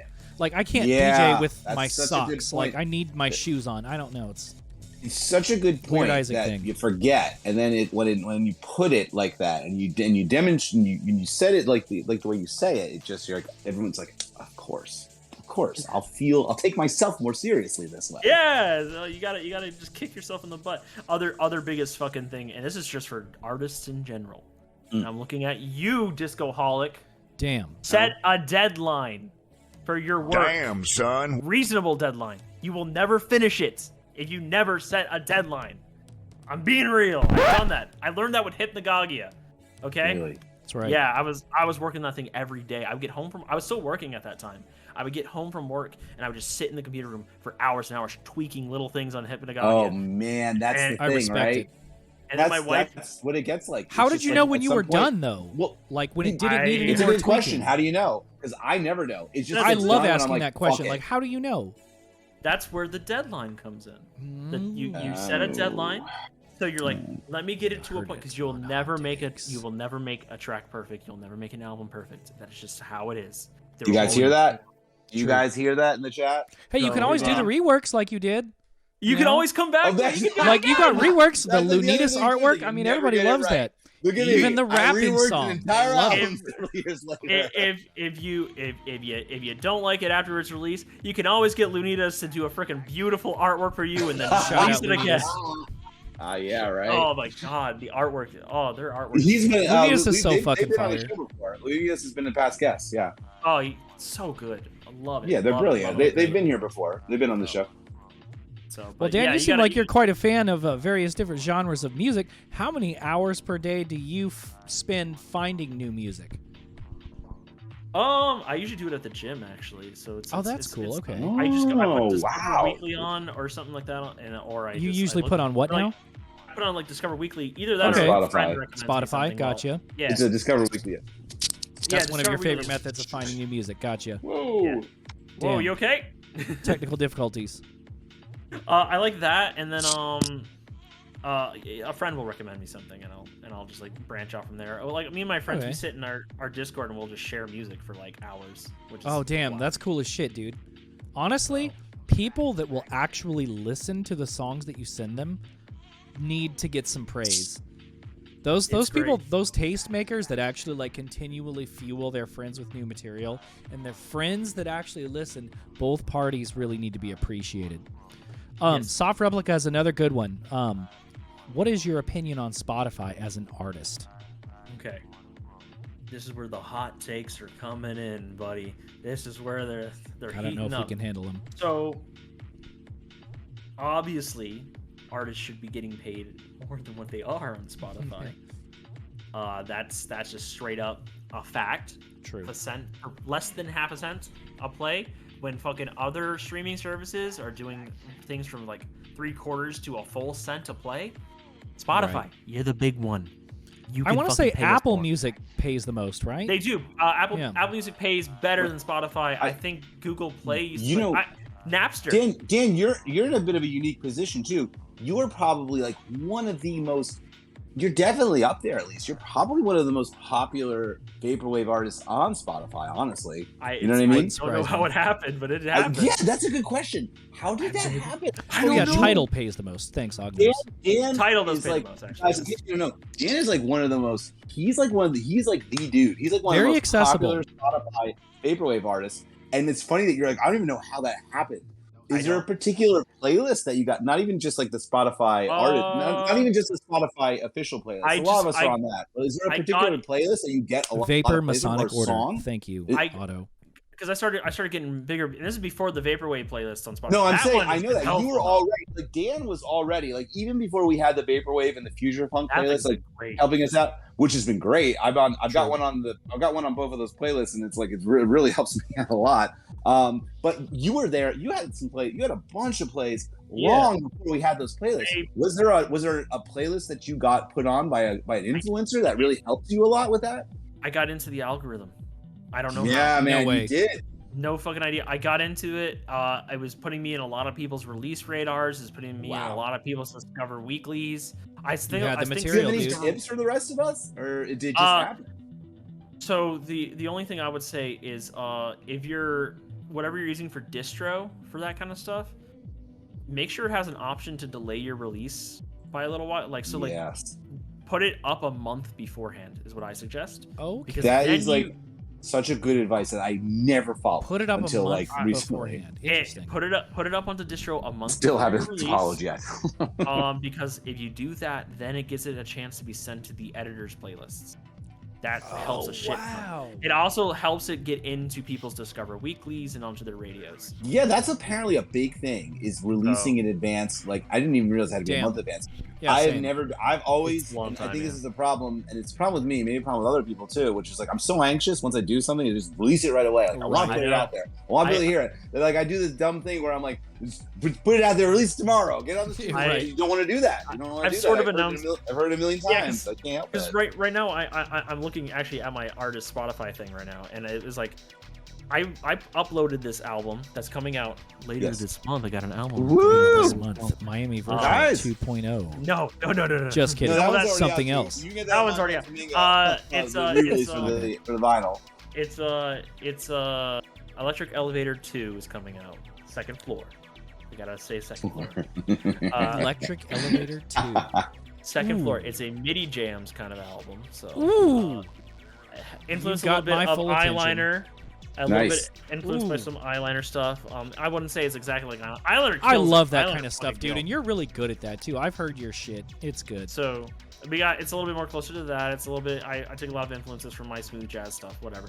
But I uploaded that thing back in March, Wow. March 25th or something like that. Unreal. I uploaded it, and I had to push the release date back because of the Miami Virtual 2 thing, because I just got told about it. But Yeah. like I got told about it like 3 weeks beforehand or something. It was like, oh, we're gonna do it on this day because they finally got the vinyl in, and it was like, oh, so I pushed it back. But I've been having it on there since March, and it's releasing in May 19th, so it's been on here for almost Okay. fucking, Perfect Wow. timing. like 2 months almost. I'm just like, Jesus Christ. Just I've been like, I want it to be out already. I want it to be out already, but that little bit of patience. Gotta have patience. It gets Got it it. onto that. You got onto that, those guys? Playlists and shit. DI_ZZ says, "Are you going to tour?" Probably not. It's kind of difficult, I imagine it's, guys, I think that the thing that we all don't realize is like, it's really hard to tour as a DIY artist, particularly as a vaporwave DIY artist. Right, No when matter you have how to, like, book successful all you the are, venues no matter how yourself. successful you appear to people, like, it's still like, that's just how you appear. This is a job. It's very hard for these guys to get out here. Like, I know, like, as someone who sets up these terminally chill events, like, I have to work really hard to get people to come out to it. I have to work really hard to get my friends to come play it, because it's hard for them to get out here. You know what I mean? And I, fortunately, sometimes I have connections with like You are Airbnbs kind of that I up in can the set corner people of up the- at that I don't have to pay for. Or sometimes I even have like hotel vouchers that I've gotten from my job because I damn. travel sometimes for it. So like I've been able to like help people out. Like, Disco and Jeff, who came recently, I could help them out. You know what I mean? I can get them set up. And it really helps too, the fact that with Terminally Chill, like, I'm a resident there at these clubs, so I don't have to pay for the venues. You know what I mean? But if I had to Right. pay for these venues, if I had to pay for all this stuff, like, Right. it would not be Terminally Chill. You know what I mean? Which wouldn't happen. Like, despite the fact that it is a pretty successful show or a party that we do, I do it regularly, like every other month, sometime, most of the time, and it's successful, but it's not that successful. It maybe appears that way, but like. A lot of, I have to market. I have to promote it. I have to market Right. it. I have to like help make sure my friends get to come here and have a nice time and are taken care of when they're here and are paid afterwards. And like, like it's hard to tour. I can't imagine how people set up these tours. You need I like a don't know. whole record label behind you. We You know, were gonna I was gonna try to do one like last year. I was gonna try to do one with Yeah. some people. It just fell through mostly because I didn't feel comfortable doing it. 'cause That's a at the time, goddamn And nightmare. that's why I when mean, we I know do some these- people that's why, setting like- up a tour right now, and it's just like, God, the venue owners are the worst.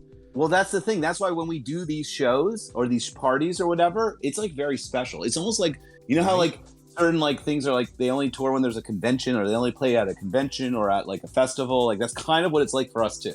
Like we can only really play at like a convention style or a festival or a specific party. We there's can't really more to tour. that. Like you have to come out and see us when we play There's live. more. Because we There's can't more do to it. it than just the touring part of that. For like, so like the reason why like I like doing like more fest stuff. Yeah. Is because we're internet musicians. Yep. So our audience isn't localized in a location. We are True. spread like everywhere. Correct. I got listeners in freaking Uzbekistan. Like, Of god course. dang. Like Yeah. I don't like it shows me on my Spotify and stuff like that, like my most popular cities and stuff like that. But at the end of the day, it's like, well, it's like it's like LA, New York. I ain't touring like cross country. That's expensive as fuck. Yeah, but dude, especially because everything's so spread out on the West Coast. Chill, the way I had to work it was that you have to market it as a party. It's a lot easier to get people to come to a party than it is to come to a show. And also at a party, you can show up anytime you want between the 9 p.m. to 2 a.m. time, and we'll all be on stage probably. Like, you're not going to miss anybody, and we usually rotate off and on for who's playing or DJing. So, like, you could come with a show. It's like, well, if I don't get there at this time, I'm going to miss everything. No, you come anytime, and that really opens up the amount of people you can get to come to the party, to come to your event. Because now they don't have to worry about a time schedule either. They have a 5-hour fucking window to see all the people they want to see live. Or they're just someone who wants to go out dancing. Yeah, this seemed like an interesting thing, and they're just going to come, and then they'll be amused. You know what I mean? Yeah. I found that like it's been a lot easier to build the following for Terminally Chill in the tri-state area of Philadelphia, Pennsylvania, New Jersey, Delaware, and even a little bit in New York. People drive down from New York City a lot too. I have like a group of people that always come down for that. Is by doing it in that format, you know what I mean? And that kind of helps people out. And but I don't know if I could do shows all the time. If I could call it a show all the time. I don't know if it will work. Especially when you have to be your own agent. Damn, like.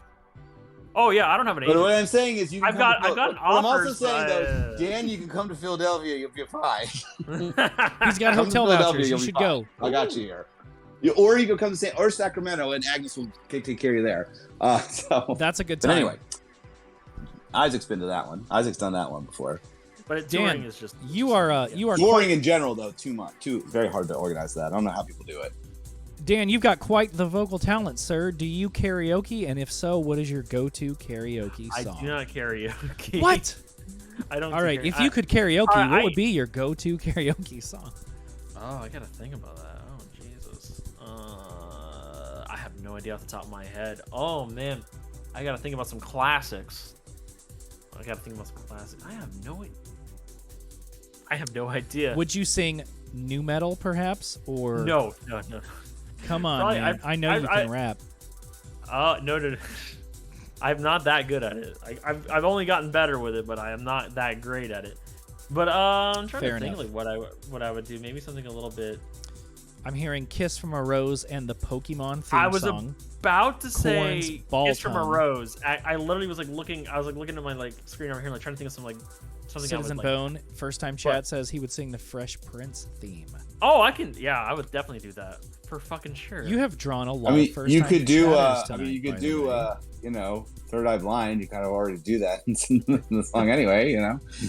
Right. But in West Philadelphia, born and raised on a playground is where I spent most of my days, chilling out, maxing, relaxing, all cool. I was shooting some b-ball outside of school when a couple of guys who were up to no good started making trouble in my neighborhood. I got in one little fight, and my mom got scared and said, "You're moving with your auntie and uncle in Bel-Air." I'm not gonna do the whole thing, but that was great. That was wonderful. I was more spoken wording. I love it. But it was done through your sensibilities. There you go. Just like when you do any other form of art, my friend. In West Philadelphia, born and raised. No, now you got to do it as Kermit the Frog. Wow. In West Philadelphia, born and raised. That's the closest I can do to a Kermit. I bet you're wondering how I got here. Dan Mason, if you were a Muppet, do you think you'd be Kermit? The Kermit of Vaporwave? No. Wow, I mean, no. I do have a frog in my throat sometimes when I sing.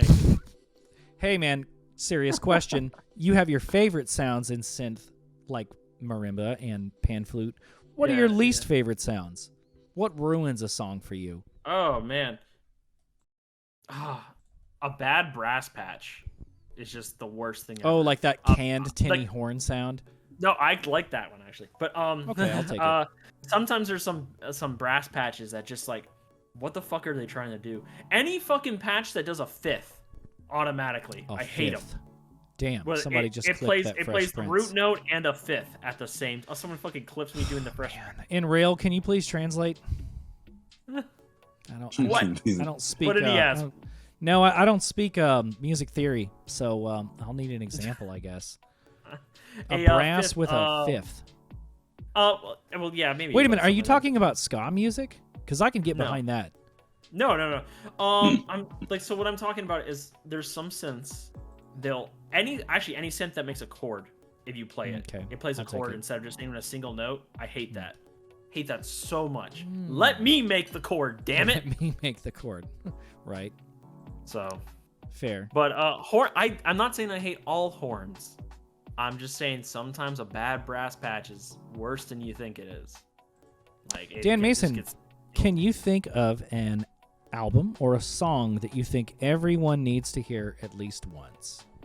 An album that everybody needs to hear, this is actually one of my favorite albums of all time, is Brave Little Abacus, Just Got Back from the Discomfort, We're All Right. Oh, Let I me have see to look if I that can one find- up. Okay. Yeah, let me see if I can find that one. It's Midwest emo, but it's one of the craziest production albums I've ever heard in my I've life. never heard it before. And it is some of the best songwriting I've ever heard in my life. Damn. Okay. A Brave see if I Little can- Abacus. Yeah, if you Brave can Little- link it in chat, that would be extremely helpful. But no pressure. We have a lot of Here's avid a YouTube chatters that will version of it. probably help us with that. But that one is... Very, very appreciative. I just recommend any producer who wants to do, like, especially anybody who wants to like do something fucking wacky, like, or really like crazy and like learn how to flow songs into each other. That album, fucking Okay, you got my attention now. I do appreciate a concept album where all the songs kind of... It could be one track if you wanted it to be. and it carries themes like over and over. It's great. Only other one I would recommend everybody should listen to is the Nier Automata soundtrack, or the Nier Replicant Automata soundtrack, Nier or Nier or Replicant. Nier Replicant. Very Those two, some of the craziest fucking writing I've ever heard. Interesting. Okay, cool. Some of the most beautiful music I've ever heard. I'm gonna have to check all these out now. Yeah, Wow. I'm giving you a list. I'm sending you home with a laundry list here, buddy. So, You Link really us to are. the I mean, private Dan I've already Mason's got the favorite format thing Spotify playlist. popped up over here, and I'm gonna get to add these things to it too now. Question for you, Dan, as well. Is there such thing, in your opinion, as objectively bad music? And if you think there is, I'd like an example, please.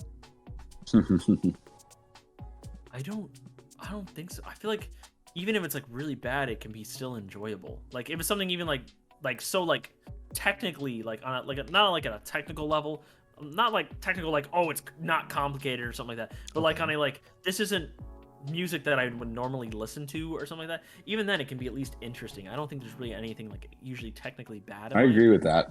I agree with that. It's more just like it can be a little like poorly put together. I think anything that's like just not coming from the like anything that's just boring is bad music. Okay, boring is bad. Anything That's a good answer. Anything that's just like Like that even the would be weirdo albums that are like considered outsider music, like that one Well, that's just Farrah interesting. whatever album, like are considered classics to many people. the track "My Pal Foot Fucking Yeah, slams. by Deerhoof, right? Yeah, No, who was it? I think it who was the fuck- Deerhoof, wasn't it? My pal, was it My Pet? Maybe Foot? maybe it was a cover by Deerhoof. It probably was a cover. It's by the Shags. Originally the by the Shags. Shags, covered by Deerhoof. Wow, I You will heard it on copy Hot that link. Takes. I will put that in there. Wow. Yeah, so the Shags is another good example of outsider music. I mean, was it considered bad at the time by popular culture? Probably. Probably, yeah. Is it really But bad? Not really. It's interesting. It's just Kind of path. another Sorry. one. Oh, Sorry, I got about Jan Deck all the time. what's the name of that guy? He did like, oh god, what is his name?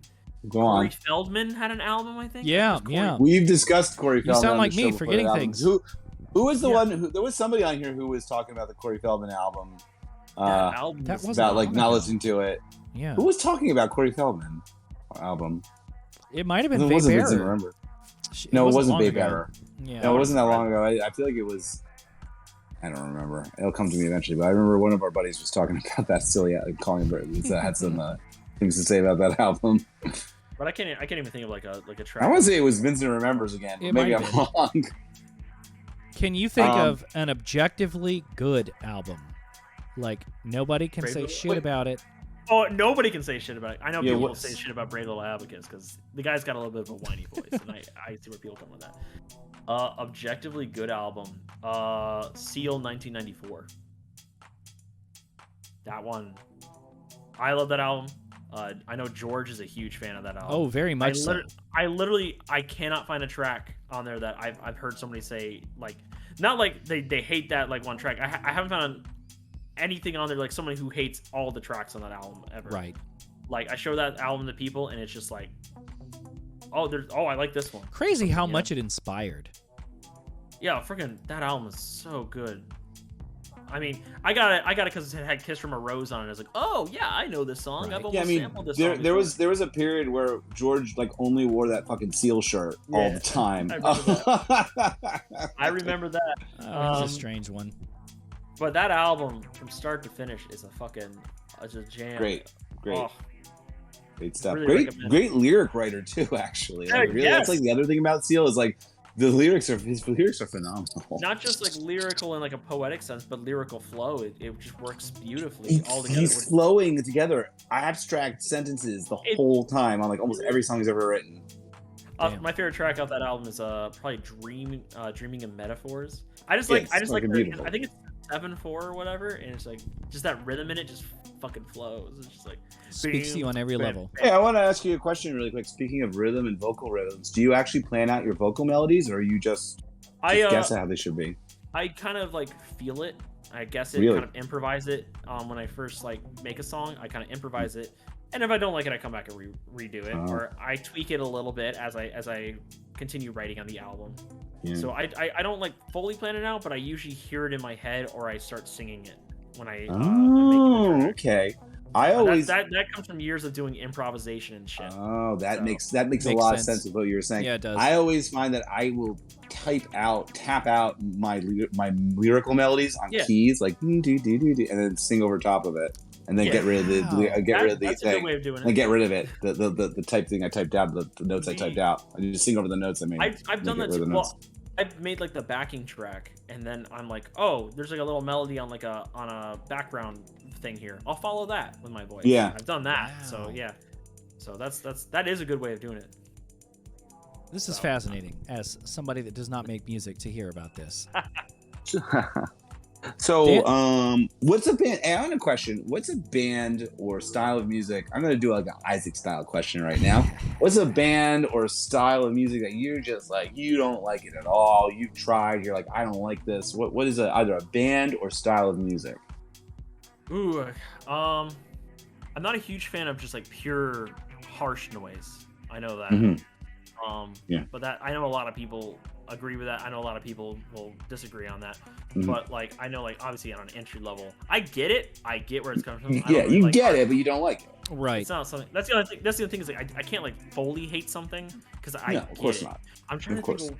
It's like you can appreciate it, but you don't want to jam Mare's Bow. Yeah. Like it's like that one film that you saw one time, it disturbed you, and you're like, all right, I'm glad I saw it. I don't want to see it again. Not again. I'm trying to think of there's like something. I know a lot of people give electro swing hate, but I don't hate electro swing. Oh, you don't?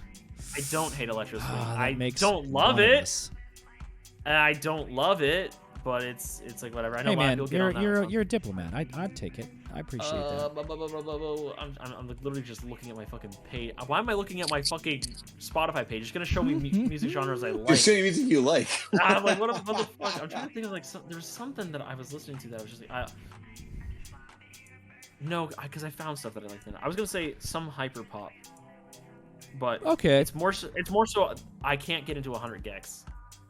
Other hyper pop I love. Yeah, I feel the same way actually. 100 gex is like I feel like 100 gex is like kind of jokey. I feel like they're not really trying to be serious. Maybe it starts off with trying to be jokey, and now it becomes they're one of the biggest bands in the world. You know what I mean? But yeah. I will actually agree with Dan on this one in that I like a lot of hyperpop and listen to a lot of hyperpop. Yeah. And I find that I don't really listen to much 100 gex. But it was my way in. That's the other thing, too. It was the first one I heard, and then I think it was the first one a lot of people heard, and they're always probably going to be the most popular one because of that.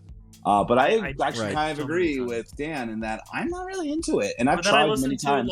I listen to Sophie, and I'm like, holy shit, Sophie's or like the PC music stuff. Okay, whoa, wait. We're like moving. That's like brilliant. This is like stuff that is brilliant stuff. But like, there's like a lot of other hyperpop that's not quite as well known that I've gone into. Sure, But DM me some shit. I would love to hear some of it. A lot of I like really will do SoundCloud that, stuff. sir. Would Pink Pantheress count as hyperpop? yeah, sure. Okay, yeah, I Yeah. love Pink Panthers. I guess I need to check her out. I keep hearing good kind of things about her. Yeah, Frank sure. Javsey got me into Pink Panthers. Frank She's Javsey. Love Frank. Such an enigma. Frank He's Javsey, great. he's a sweet boy. He Frank is. Javsey, all former. about He can vibe, throw down yeah. one hell of a 90s house DJ set too. Hey, you saw him in like the house party. We did a terminally chill with our I dear hope you buddy did. Frank over. That man can I DJ. did. He has I the weirdest sincerely- decks I've ever seen, was- but he can DJ very It well. was so fun. We spent the whole day walking around in Davis. We did. It was when the quarantine ended, and it was Terminally Chill NorCal's first event back. Right. So I flew down for it with Agnes and Frank, and we had a wonderful party. We threw a wonderful party. Oh, I and believe had a it. Great day walking around Davis, California. You got to check out the new venue, man. It's pretty good. Golden Bear is. Oh yeah, now that we moved it from Davis to Sacramento, I hear the Yeah, Golden it's a Bear good is venue, wonderful. man. I haven't been to it yet. Shout out I've not been to that one Fantacat. yet. Big love Shout out to Fantacat. Agnes. Shout out Dr. Fantacat. I believe she'll be finishing her thesis soon. Doctor? Yeah. Congratulations, Well, I Dr. think so. Fantacat. You know, she's a neuroscientist. She's right? such a bad bitch, dude. She's Oh, that's winning why she's on in every charge. single That's why different she's in charge plane. of Eternally Chill NorCal. Like, Fuck it's yeah, the dude. only person Does who she could ever sleep? possibly be in control of it. Because you have to Dr. like, Cat. to run these parties and to organize this shit and to get things done. Like, you kind of have to have a weird amount of discipline. That's like, Yeah. and so like she's like has that discipline, and you have to be a big weirdo and an insane person who's into crazy music and just an odd character, but you also have this weird kind of discipline that comes from like, well, I have like, the cutthroat world of like, graduate education shit. You know what I mean? And it really Right. just helps you like organize this stuff and I keep get things it. together and You like guys had to take care of claw people. your way into the whatever position you're in And- the labor world. Yeah, I mean, like, So with you're well Agnes, trained I for- When I met her, she really wanted to learn how to DJ and wanted to learn how to do these things, and I showed her just a little bit of DJing, and then she like immediately went off on her own and got her own shit. And like, you know what though, that sort of discipline is the same sort of discipline that a lot of the more successful vaporwave artists have. You know what I mean? Like, Yeah. Dan gets shit done. Dan knows Yeah. how to organize all his stuff. He puts his clothes on before he does the making his music. You know what I mean? He doesn't put Like, his this shoes is that on the sort of couch. shit man. That like kind of separates the wheat from the chaff. Let me True. tell you, when Disco and Jeff came down, like, man, oh man, they had their shit ready to go. They had like the Very flights cool. ready. They knew they learned Professionalism. DJs within an hour. Very cool. But it's really funny because like you can be the most organized person in the world who takes stuff seriously, and then you can be Jeff and be like, "Fuck, I left the USB." on Yeah, you my- have to find a way to roll with the Jeff, punches, Jeff dude. left his USB on the goddamn counter before he got on the plane, and so we were like re-downloading all his music Oh, in like an no. hour before we had to do it. And like Disco, it was like downloading it on his computer. We had to. He's like, some of these tracks aren't playing because they're all that's downloaded from terrible. like YouTube. Like we had to reformat stuff like a few minutes before the show.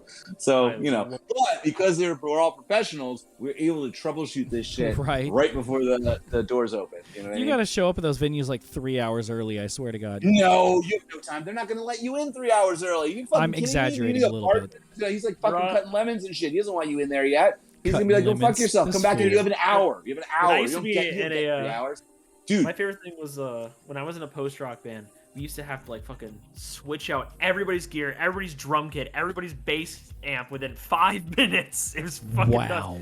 Oh my So God, when I'm people so are happy complaining I about switching their don't DJ have decks out, you're like, anymore. damn, you amateurs. Oh, switching a DJ deck out? Yeah. Try moving an entire drum kit in 5 minutes. Oh, so the next no. band can Well, get I on. will say that, like, I know in the Davis, California, Terminally Chill NorCal, like, all, like, the speakers and all this equipment is, like, in a closet, and, like, you have to open it up and set up everything. Oh, But it's yeah. nothing compared to, like, drum sets, guitars, amplifiers and Fuck, fucking. man, I can't believe that Respect. shit, because I used to be in bands We as used to well. do that. And You get I good can't at believe it. I used to do that all Right. the time for nothing. You get a system. It's so funny because like when you're because I learned how to like properly wrap up cables and stuff like that so they don't get tangled and so Yeah. they don't freaking fray and break easily. But when you're getting off that stage in a hurry, you don't give a shit. You're just fucking wounding it up, putting it in the bag, Right. wounding it up, putting it in the bag. Hoping you I'll don't forget fix it- something. Fix it later. The next band's coming on. They're the You gotta get headliner. out. I gotta You get the gotta fuck move. out of here. They came all the way from Atlanta or something. I gotta get the fuck out of here. Yeah, they all came all the way from Atlanta to play for 10 people. Like, I get the fuck out of here and let Yeah, them have dude. Get the the fuck out time. of here. Let the band play. They don't want to be up this late. Right. Man, let me tell you, like, that's a hard thing. Like, we go back to touring. Like, I remember, I remember in my, as Skeleton Lipstick, I occasionally get like messages from people who are bands who are touring that want like somebody from Philadelphia to play with them. And like these poor kids are like doing these tours and they're going so poorly and they're like making so little money. And like I remember one of them was like, you know, I like felt so bad for them. I'm like, you guys can stay in my apartment. It's fine. This is back when I lived in like a studio, and I let them stay there. And they parked their car in like a handicap zone. They didn't even realize it, and they got towed. And so like, not only did no one come, because I remember they came. It was like a Wednesday, and they're like, "You think it's gonna be a big show?" And I'm like, "Well, it's raining and winter, and it's Wednesday, and like I can only get so many of my friends to pay $20 for this thing. So probably not friends, but you can stay in my place." But then they got their car towed, and like. They're like, man, Philadelphia like chewed them up and spit them out. Like it's so hard. I'm told it does. Biggest disappointment I ever had when I did post rock. There's this venue in Orlando called it's like a double thing. It's like got the social in one place and then called the back. I think it's called like back rooms or something like that. I forget. It's been a while, but it was like a big place to play for any local band. It's like, oh, we're gonna play there. We were playing on a fucking Sunday at 4:00 in the afternoon. What the fuck? Brunch time. That's disrespectful. Oh, no. And we were playing, and the band that was playing there was like all pissed off because like nobody came. It was literally just our friends there, and that was it. And it was just like they were all pissed off. The drummer of that band was a super nice guy. I would love to find that guy again. Super nice. But the lead guy was such a dick about it all. Sadly, I get why he was upset. Like, because he's all the way out here. I don't know where they were from. I think they were from like the West Coast or something. Oh, that's a long way. It's like, what, bro? Why are you doing a show on a Sunday at 4:00 in the afternoon, man? Like that at 4:00 in the afternoon.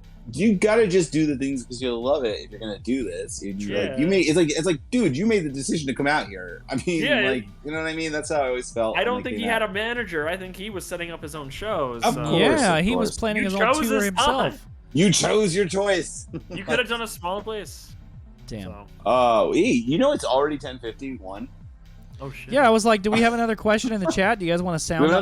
We do have one. DI_ZZ says, "Will you ever release more merch? Really looking forward to Dan Mason jars."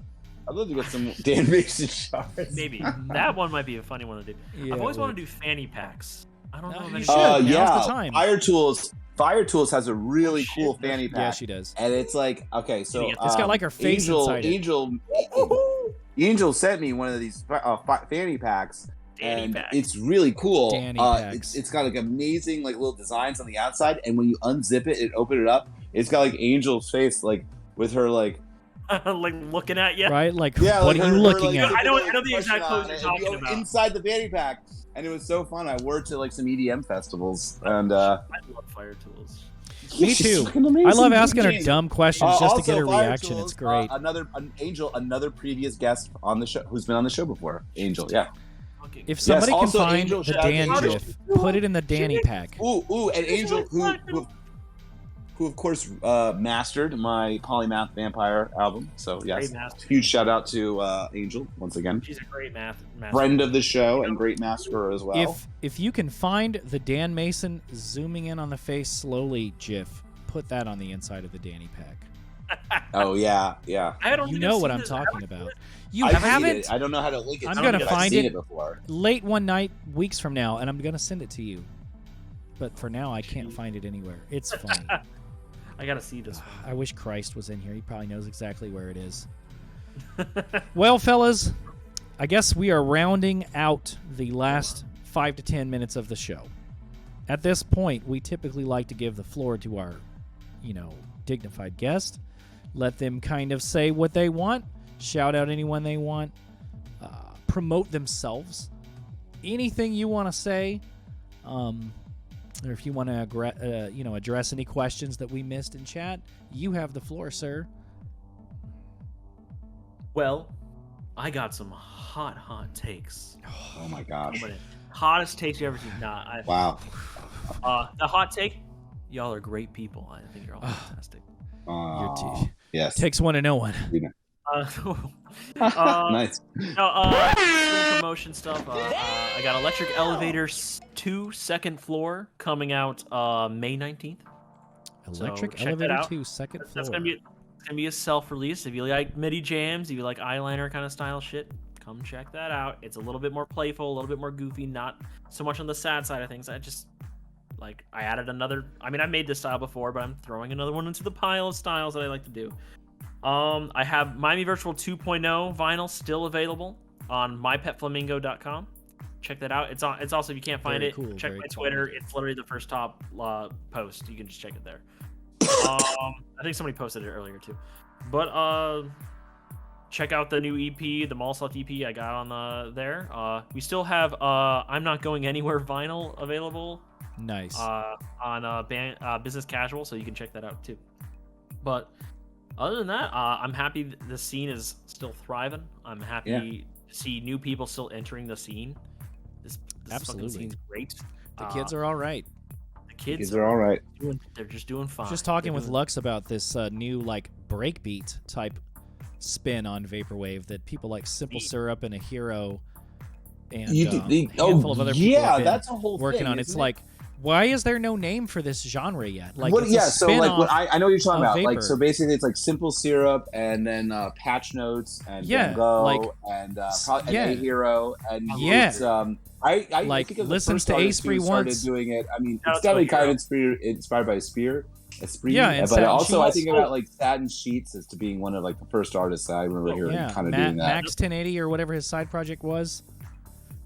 Just two more shout outs here. Oh, Two sorry. more sorry, man. I saw Enrail in the chat. Shout out to Enrail. Love That Enrail. new fucking- That's that a new- friend of the show right there.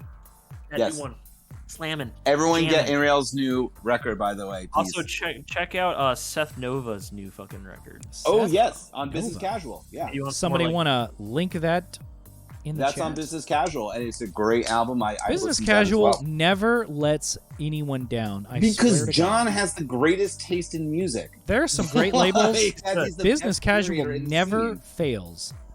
Yeah, it's like because John's like got the greatest you, ear Lux. for everything. He's just everything is complex and interesting that he He picks accepts, and he fun. accepts a lot of demos, True. but he knows how to wade through them and find something that's interesting and good to share with people. Yeah, like Correct. you're It saying. is like a tremendous. Yeah, it's he's the man. Like he's the guy. He's the guy that determines the taste, in my opinion, and is the best taste maker around that I've ever met. Honestly, in general, that's not just Agreed. vaporwave. I'm not even fucking around. Like this isn't just vaporwave. He's This is good. like just in general. Like John. He's been He's around. pretty fucking fan. Take a look at the tracks he samples. He samples everything. And also Oh, yeah. go listen to his new album too, which is Oh, phenomenal. AD is so Oh, fucking yeah. good. Listen to the Slimewire. He was like, podcast "Dude, where he I think discusses the vaporwave whole- is he discusses dying," it. and then releases the most fire album. Yeah, but like it's that sort of anxiety about the end of things that is like almost in everything he's ever fucking done. Like, of course he's saying, "Well, vaporwave's gonna end. It's over." You And then he know, but makes that's this like John, statement. and that honestly, without that, it wouldn't be the same. You know what I mean? Without that outlook, which I kind of have too. I'm not gonna lie. Like, I get very anxious about like the end of things as well. I think about death constantly. My whole body's covered in memento mori's. So like I get it, and honestly, I think that's what makes the music so good that he makes, and also the music he chooses so interesting because everything has to be very important because the end is right around the fucking corner. Literally, I think like almost every album by him is about the end being right around Yeah, the actually, corner. Like, which is important. this one was and that's just why really it's so on. good. This one was So, like really everything on you the do has to be great. Everything you pick has to be great. It's important. My Everything's, favorite- everything's important that way. Go ahead. My favorite Sorry. thing about the new Christ album is for the Hell sections. Yes. Pick songs. I don't know if he did this on purpose or not, but those are songs when I used to work retail used to play overhead all the fucking Really? time. Oh Fascinating. man. And I was just like, I'm in hell. I'm back in retail. Oh, I'm in fucking hell. no. I'm like, he Nicely did done, it! Christ. He did. It was so Yeah. fucking hard. Also, Unreal, you were taking a little pee-pee, I guess, when you were going to your album. Slam, dude. Everyone Fucking buy it. kill. Everybody go buy it right Very now. skilled guy. We'll buy it man. right now. Very good friend of the show. Yes. and real Chris, previous guest. Christ, also Citizen- previous guest. Citizen Bone talking about Oh, Christ. yeah. I love all the best people have been on Hot Takes or will be on. No, everybody's the best. We have so many best people to get to. You know what I mean? Right, Like, but I'm there's biased. so many best people to get to. There's so many people that we have yet to get to that like we know we need to get to you, and you are going to get out here eventually. We just can't do everybody right away. You know what I mean? Like we gotta I can't Gotta wait catch to, 'em like, all. I can't wait. I personally can't wait. I can't wait to get Randy on here at some point because I'm honestly almost Wait a minute, saving home that one Randy because I know or I'll 3D just- Blast Randy? Both, but I was thinking 3D blastering because I just know that I'm going to be cracking up the whole time. Thinking And home I'm like, I need to save Randy for a little while because this is going to be too much fun. I want to save that. I want to save the fun. Dan, did you have anything else you wanted to say before I? Same thing with Frank. I'm trying to save the fun a little bit. No, I want to let Skelly finish us out. So. Miami Virtual 2.0 vinyl, just make sure to grab that. I'm not going anywhere vinyl, make sure to grab that. Keep your ears out. I'm trying to get Void and Hypnagogia represses. So I know a lot of people ask me about this. Oh, people will snatch those up. I'm talking to some people, so don't worry about it. Good. Don't worry about the fuck I'm doing. All right, so I see Virtual 94 in the chat right now. Shout out Virtual 94. What's up, Virtual 94? Who sets up? I mean, go to their Instagram right now, just so you can see all the amazing events and shows that they have planned. They are doing things constantly. They're making moves constantly. They've been on the show before as well. I've never seen a more proactive label in my entire life, doing so many different types of things and so many different scenes as well. So please go to their Instagram and check out what they have planned. And then also, the Virtual 94, who also provides the chill station at every Terminally Chill we do, which has video games, video art to play with, and then also all the Virtual 94 merchandise that you need to purchase is at those shows as well. So shout out Virtual 94 since I see them in the chat. Out. Philadelphia, represent. Anyway, my turn. I do some shout outs. Let me have you finish up if that's okay. Okay, so because I want you to tell us who the next guest is going to be. Do you mind if I do my bit first? It's short. All right, fine. Then you do your bit. Short. So we got an upcoming live stream event that Luxury Elite's going to be participating in. My partner, I did a set for Luxury Elite mixed by Young Shiro. Don't know when it's going to drop. Hopefully soon. Luxury Elite as mixed by Young Shiro. Keep your ear to the ground. Coming up in the virtual space here. Hopefully in the next couple months. If you know when it's going to happen, Lux, please correct me in the chat. I am willing to be corrected. Got a Vapor Trap set I just finished up. Whoever wants it can have it. I've got a couple takers in my inboxes, my DMs, just saying, for your next live stream event, you can have this Vapor Trap set I just put in the can, just casually lying around. Got some great live events coming up here pretty soon for Young Shiro, some in the local area where I'm at, opening for some local talent, and, of course, a tour I'm going to be participating in coming up. Can't say too much about the tour, but coming up in early August, got a couple dates I'm going to be playing, opening for some friends. Don't want to say a whole lot, but some friends of the show, some people in chat, opening for in the general area. Very excited about that. And then, of course, hopefully some other bigger events coming up here later on this year that we may or may not have information about. So if you would like to see me in Lexington, Louisville, Nashville, Memphis, Chicago, St. Louis, Detroit, Toronto, Atlanta, fucking anywhere in Ohio, hit my line. I will play, and I'll bring the fire. I'll light that dance floor up. Chris can attest to that. Oh my God! That's pretty much all I have. Chris can attest to that. Just gotta let me know in advance. I do work a day job. I'm not cool enough to quit my day job. Thank you all for tuning in to Hot Takes. I'm going to let Skelly finish it out. But one last thing, we do have, if you look at the About section underneath, if you're on mobile or on desktop, follow Skelly, follow me, and if you feel so led, donate to our PayPal. It's my PayPal, loseitbonkers@hotmail.com. All donations are very much appreciated and go straight towards equipment upgrades and commissions. Our friends, we commissioned Sega Octopus, PJ Rourke, several very skilled people in the scene, and we pay our friends. More on that later, but any donation goes straight back to the scene and improving Hot Takes. Thank you so much for tuning in and being here. We love you guys, and we appreciate your help in helping grow the Hot Takes Horde. Skelly's going to finish it out tonight. Okay, so first things first, Polymath Vampire, my melodic ambient soundtrack to my melodic ambient music, which I believe Electroscape, the little vaporwave review people refer to it as a soundtrack for the many moods of human thought, which is exactly correct. Is available now on Business Casual on Quisette. You can purchase that. I have a lot of really fun collaborators on there who played shoegazery guitar on it over top my analog synthesizers that I programmed, including Donor Lens, Golden Living Room, Winter Quilt, Lee from Hawaii 94 and Surfing, and Tower of the Sun. And of course, it is mastered by our dear friend Angel. So check that out. Link is right there. If you so choose, you may also want to check out the Glows and Melts vinyl record by me, Skeleton Lipstick, available on Needlejuice Records in 2 variants, Glow in the Dark and Blood Splatter.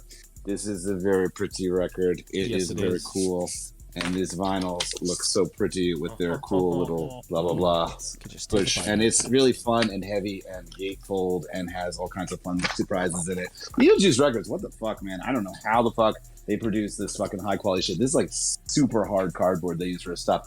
Also, we just did Terminally Chill last Thursday with Disco and Vapor, and it was a smashing success. Super fun time, really great. But the party doesn't end there, because on the 21st in Sacramento, California, at the Golden Bear is going to be Terminally Chill Part 2, Terminally Chill NorCal. And Jeffrey, our dear friend Jefferson, has left the East Coast. He's taking a brief reprieve in Atlanta, and then he's off to the West Coast for, I imagine, in his Magic Subaru, and he will be playing Terminally Chill NorCal. Now you cannot buy advance tickets for this one the same way you could for the other one, so I'm going to just put in, we did really fucking well with the advance tickets, by the way. I was very shocked, because it's a party, and it's at a venue that doesn't really depend on advance tickets, so it was an interesting thing but anyway, here we go. I'll give you the Facebook event page link for that, so if you'd like to check that out, it's Lux beat me to it, because she beats me to everything when it comes Lux to links. For you. Lux, my dear old friend, I can never get over it. Get ahead of you with this stuff. So anyway, it's going to be our dear friend Fantacat, who runs Terminally Chill NorCal and is a phenomenal DJ. If you've never seen her DJ, that woman cycles through all the vibes in vaporwave. You know what I mean? She'll go from the future funk to the anthems to the vapor trap to the kawaii bass stuff to all the different vibes that you can possibly think, all the different hits you can think, and all the vapor adjacent stuff too. All the stuff that maybe isn't vaporwave, but it's stuff that all of us vaporwave people kind of like or listen to, or whatever the vibe suits the mood. I mean, that's the thing. I refer to it as a vaporwave scene party because it's us and our friends and all the people who love this music are involved in the scene. So it's going to be playing, whatever moves the dance floor and whatever we like. You know what I mean? We have complete creative control over this fucking party. The scene has control over it. That's a fun thing. It's worth it. So make sure you check out Terminally Chill NorCal. Come on. And aside from that, I have, I believe I'm doing a remix for our dear friend Patch Notes soon, and also a remix for Be Careful soon, which I'm working on both. Wonderful. Be Careful one is finished, but I'm so busy lately that I keep fucking up the mix. So Zach is kicking it back to me, being like, you gotta go over this one again. Shout out Zach from Doom Trip. Be careful. As soon as I can, now that I'm done my continuing education courses for work in Terminally Chill NorCal, I can dig through that mix and make it nice for you, and that'll be released soon. Okay, that's good. Well, who does it, man? We'll get him on. That's another one we gotta get on the show. He's hilarious, first of all, and second of all, Doom Trip fucking kicks ass. So Doom Trip fucking kicks ass. Absolutely. I think that's enough for me for now. Very cool. That's good. Why don't you tell us who our next guest is going to be? Next guest is going to be our dear buddy Aurograph is going to be on. Aurograph on Hot Takes. Aurograph. Very cool. So tune in 9 p.m. Eastern, 6 Pacific on May 23rd. That's Monday at twitch.tv/Hot Takes Vapor for Aurograph in 2 weeks. And everybody, sound off for Dan Mason. Thank the good homie for joining us tonight. And thank yourself for being here on the best Vaporwave talk show online, if I do say so. Good night, everybody. Wow, that's a hot take. Okay, that's a hot one. Isaac. That's a hot take. That was him. You send other Vaporwave podcasts. Please send direct all of your anger towards him. That one goes. I think you guys are great. I'm straight to happy to be amongst you guys. Love you guys, but we're better. All right, thanks for tuning in. Have a lovely night, and we'll see you. We'll see you in 2 weeks. Enjoy this ad for the Polymath Vampire album.